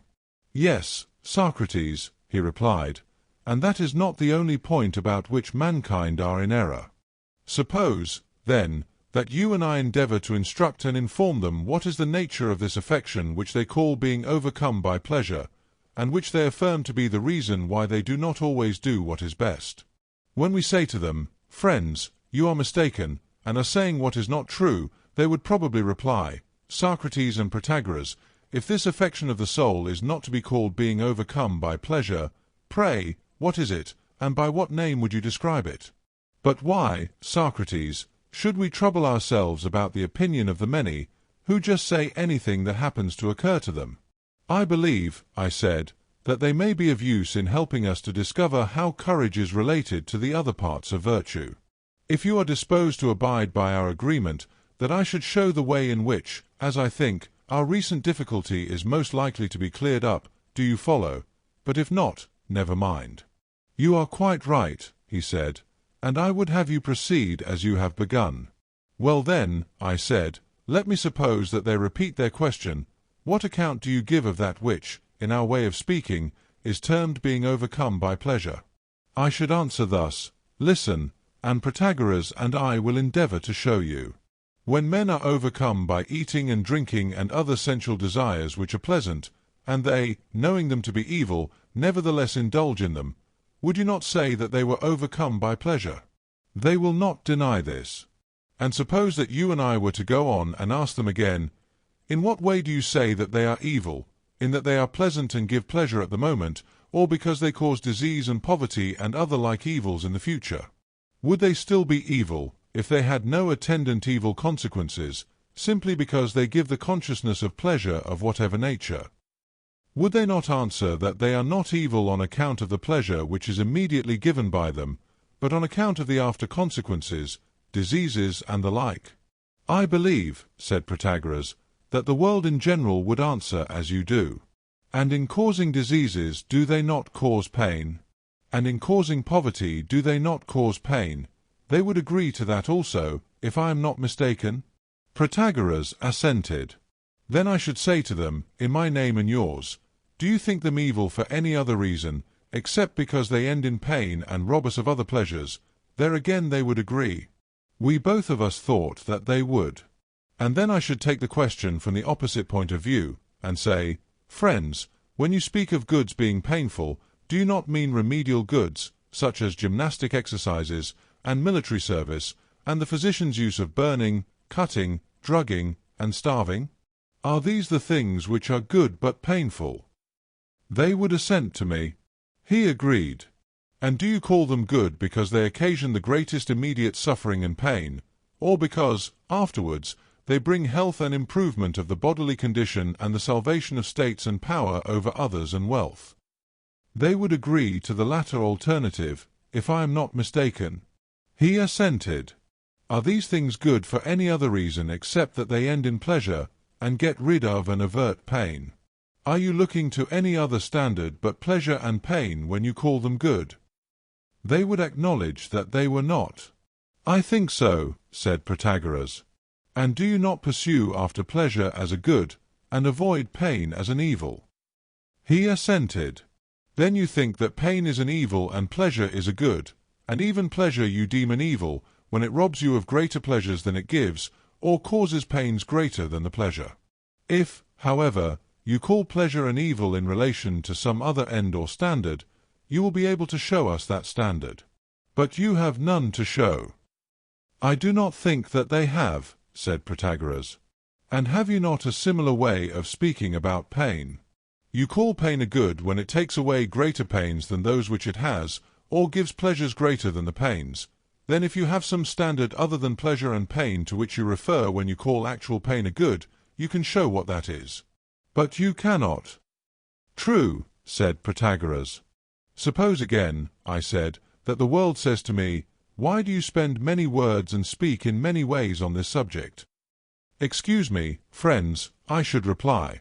But in the first place there is a difficulty in explaining the meaning of the expression overcome by pleasure, and the whole argument turns upon this. And even now, if you see any possible way in which evil can be explained as other than pain, or good as other than pleasure, you may still retract. Are you satisfied, then, at having a life of pleasure which is without pain?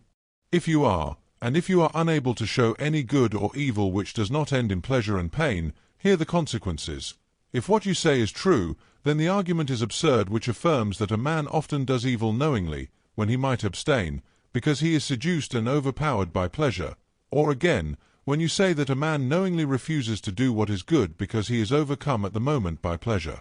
And that this is ridiculous will be evident if only we give up the use of various names, such as pleasant and painful, and good and evil. As there are two things, let us call them by two names, first, good and evil, and then pleasant and painful. Assuming this, let us go on to say that a man does evil knowing that he does evil. But someone will ask, why? Because he is overcome, is the first answer. And by what is he overcome? The inquirer will proceed to ask. And we shall not be able to reply by pleasure, for the name of pleasure has been exchanged for that of good. In our answer, then, we shall only say that he is overcome. By what? He will reiterate. By the good, we shall have to reply, indeed we shall. Nay, but our questioner will rejoin with a laugh, if he be one of the swaggering sort, that is too ridiculous, that a man should do what he knows to be evil when he ought not, because he is overcome by good. Is that, he will ask, because the good was worthy or not worthy of conquering the evil? And in answer to that we shall clearly reply, because it was not worthy. For if it had been worthy, then he who, as we say, was overcome by pleasure would not have been wrong. But how, he will reply, can the good be unworthy of the evil, or the evil of the good? Is not the real explanation that they are out of proportion to one another, either as greater and smaller, or more and fewer? This we cannot deny. And when you speak of being overcome, what do you mean, he will say, but that you choose the greater evil in exchange for the lesser good? Admitted.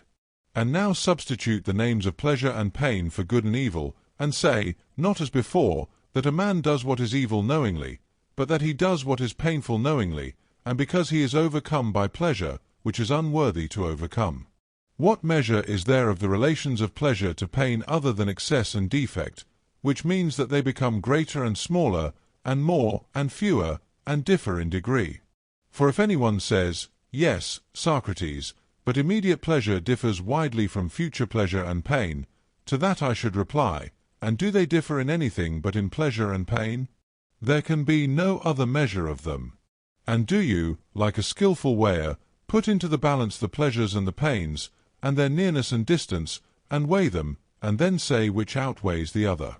If you weigh pleasures against pleasures, you of course take the more and greater, or if you weigh pains against pains, you take the fewer and the less, or if pleasures against pains, then you choose that course of action in which the painful is exceeded by the pleasant, whether the distant by the near or the near by the distant, and you avoid that course of action in which the pleasant is exceeded by the painful.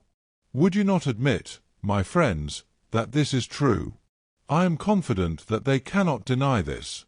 He agreed with me. Well then, I shall say, if you agree so far, be so good as to answer me a question. Do not the same magnitudes appear larger to your sight when near, and smaller when at a distance? They will acknowledge that. And the same holds of thickness and number. Also sounds, which are in themselves equal, are greater when near, and lesser when at a distance. They will grant that also. Now suppose happiness to consist in doing or choosing the greater, and in not doing or in avoiding the less, what would be the saving principle of human life? Would not the art of measuring be the saving principle, or would the power of appearance? Is not the latter that deceiving art which makes us wander up and down and take the things at one time of which we repent at another, both in our actions and in our choice of things great and small? But the art of measurement would do away with the effect of appearances, and, showing the truth, would fain teach the soul at last to find rest in the truth, and would thus save our life. Would not mankind generally acknowledge that the art which accomplishes this result is the art of measurement? Yes, he said, the art of measurement.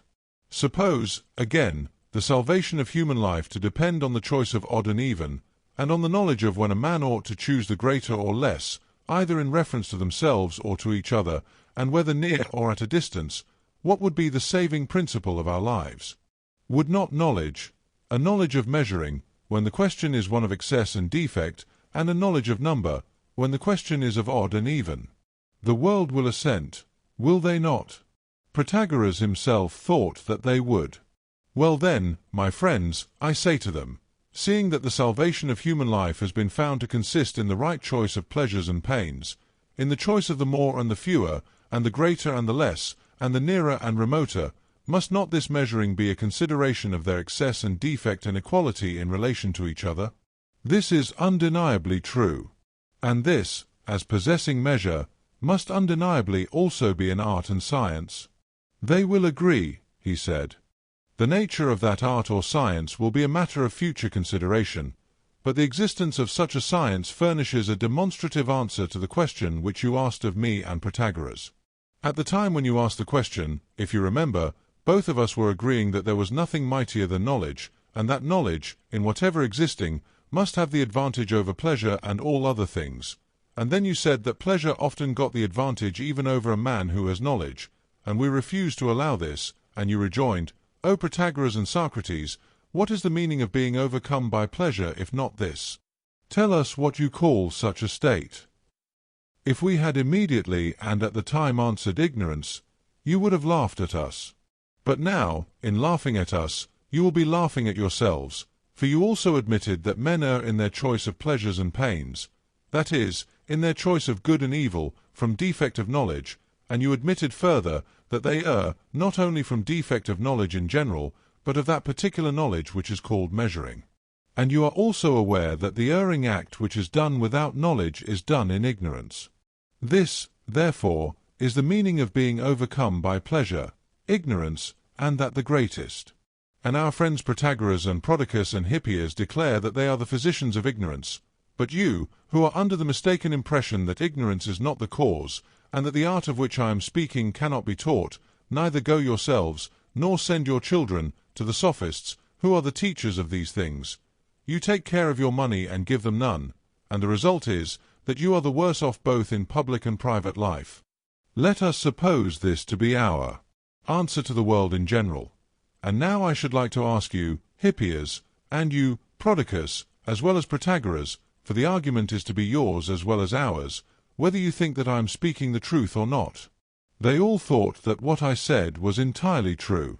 Then you agree, I said, that the pleasant is the good, and the painful evil. And here I would beg my friend Protagoras not to introduce his distinction of names, whether he is disposed to say pleasurable, delightful, joyful. However, by whatever name he prefers to call them, I will ask you, most excellent Protagoras, to answer in my sense of the words. Protagoras laughed and assented, as did the others. Then, my friends, what do you say to this? Are not all actions honorable and useful, of which the tendency is to make life painless and pleasant? The honorable work is also useful and good. This was admitted. Then, I said, if the pleasant is the good, nobody does anything under the idea or conviction that some other thing would be better and is also attainable, when he might do the better. And this inferiority of a man to himself is merely ignorance, as the superiority of a man to himself is wisdom. They all assented. And is not ignorance the having a false opinion and being deceived about important matters? To this also they unanimously assented. Then, I said, no man voluntarily pursues evil, or that which he thinks to be evil. To prefer evil to good is not in human nature, and when a man is compelled to choose one of two evils, no one will choose the greater when he may have the less. All of us agreed to every word of this. Well, I said, there is a certain thing called fear or terror, and here, Protagoras, I should particularly like to know whether you would agree with me in defining this fear or terror as expectation of evil. Protagoras and Hippias agreed, but Protagoras said that this was fear and not terror. Never mind, Protagoras, I said, but let me ask whether, if our former assertions are true, a man will pursue that which he fears when he is not compelled. Would not this be in flat contradiction to the admission which has been already made, that he thinks the things which he fears to be evil, and no one will pursue or voluntarily accept that which he thinks to be evil? That also was universally admitted. Then, I said, these, Hippias and Protagoras, are our premises, and I would beg Protagoras to explain to us how he can be right in what he said at first. I do not mean in what he said quite at first, for his first statement, as you may remember, was that whereas there were 5 parts of virtue, none of them was like any other of them. Each of them had a separate function. To this, however, I am not referring, but to the assertion which he afterwards made that of the 5 virtues 4 were nearly akin to each other, but that the 5th, which was courage, differed greatly from the others. And of this he gave me the following proof. He said, "You will find, Socrates, that some of the most impious and unrighteous and intemperate and ignorant of men are among the most courageous, which proves that courage is very different from the other parts of virtue. I was surprised at his saying this at the time, and I am still more surprised now that I have discussed the matter with you. So I asked him whether by the brave he meant the confident. Yes, he replied, and the impetuous or goers. You may remember, Protagoras, that this was your answer. He assented.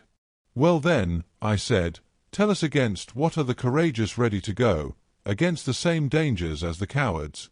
No, he answered. Then against something different? Yes, he said. Then do cowards go where there is safety, and the courageous where there is danger? Yes, Socrates, so men say. Very true, I said. But I want to know against what do you say that the courageous are ready to go, against dangers, believing them to be dangers, or not against dangers? No, said he, the former case has been proved by you in the previous argument to be impossible. That, again, I replied, is quite true. And if this has been rightly proven, then no one goes to meet what he thinks to be dangers, since the want of self-control, which makes men rush into dangers, has been shown to be ignorance. He assented. And yet the courageous man and the coward alike go to meet that about which they are confident, so that, in this point of view, the cowardly and the courageous go to meet the same things. And yet, Socrates, said Protagoras, that to which the coward goes is the opposite of that to which the courageous goes. The one, for example, is ready to go to battle, and the other is not ready, and is going to battle honorable or disgraceful. I said, honorable, he replied. And if honorable, then already admitted by us to be good, for all honorable actions we have admitted to be good. That is true, and to that opinion I shall always adhere. True, I said. But which of the two are they who, as you say, are unwilling to go to war, which is a good and honorable thing? The cowards, he replied. And what is good and honorable, I said, is also pleasant. It has certainly been acknowledged to be so, he replied. And do the cowards knowingly refuse to go to the nobler, and pleasanter, and better? The admission of that, he replied, would belie our former admissions. But does not the courageous man also go to meet the better, and pleasanter, and nobler? That must be admitted. And the courageous man has no base fear or base confidence. True, he replied. And if not base, then honorable? He admitted this. And if honorable, then good? Yes. But the fear and confidence of the coward or foolhardy or madman, on the contrary, are base? He assented. And these base fears and confidences originate in ignorance and uninstructedness. True, he said. Then as to the motive from which the cowards act, do you call it cowardice or courage? I should say cowardice, he replied. And have they not been shown to be cowards through their ignorance of dangers? Assuredly, he said. And because of that ignorance they are cowards? He assented. And the reason why they are cowards is admitted by you to be cowardice? He again assented. Then the ignorance of what is and is not dangerous is cowardice? He nodded assent. But surely courage, I said, is opposed to cowardice? Yes. Then the wisdom which knows what are and are not dangers is opposed to the ignorance of them? To that again he nodded assent. And the ignorance of them is cowardice? To that he very reluctantly nodded assent. And the knowledge of that which is and is not dangerous is courage, and is opposed to the ignorance of these things? At this point he would no longer nod assent, but was silent. And why, I said, do you neither assent nor dissent, Protagoras? Finish the argument by yourself, he said. I only want to ask one more question, I said. I want to know whether you still think that there are men who are most ignorant and yet most courageous. You seem to have a great ambition to make me answer, Socrates, and therefore I will gratify you, and say that this appears to me to be impossible consistently with the argument. My only object, I said, in continuing the discussion, has been the desire to ascertain the nature and relations of virtue, for if this were clear, I am very sure that the other controversy which has been carried on at great length by both of us, you affirming and I denying that virtue can be taught would also become clear. The result of our discussion appears to me to be singular. For if the argument had a human voice, that voice would be heard laughing at us and saying, "Protagoras and Socrates, you are strange beings. There are you, Socrates, who are saying that virtue cannot be taught, contradicting yourself now by your attempt to prove that all things are knowledge, including justice and temperance and courage, which tends to show that virtue can certainly be taught. For if virtue were other than knowledge, as Protagoras attempted to prove, then clearly virtue cannot be taught. But if virtue is entirely knowledge, as you are seeking to show, then I cannot but suppose that virtue is capable of being taught." Protagoras, on the other hand, who started by saying that it might be taught, is now eager to prove it to be anything rather than knowledge, and if this is true, it must be quite incapable of being taught. Now I, Protagoras, perceiving this terrible confusion of our ideas, have a great desire that they should be cleared up. And I should like to carry on the discussion until we ascertain what virtue is, whether capable of being taught or not, lest haply Epimetheus should trip us up and deceive us in the argument, as he forgot us in the story. I prefer your Prometheus to your Epimetheus, for of him I make use, whenever I am busy about these questions, in Promethean care of my own life. And if you have no objection, as I said at first, I should like to have your help in the inquiry." Protagoras replied, "Socrates, I am not of a base nature, and I am the last man in the world to be envious. I cannot but applaud your energy and your conduct of an argument. As I have often said, I admire you above all men whom I know, and far above all men of your age, and I believe that you will become very eminent in philosophy. Let us come back to the subject at some future time. At present we had better turn to something else." "By all means," I said, "if that is your wish. For I too ought long since to have kept the engagement of which I spoke before, and only tarried because I could not refuse the request of the noble Callias." So the conversation ended, and we went our way.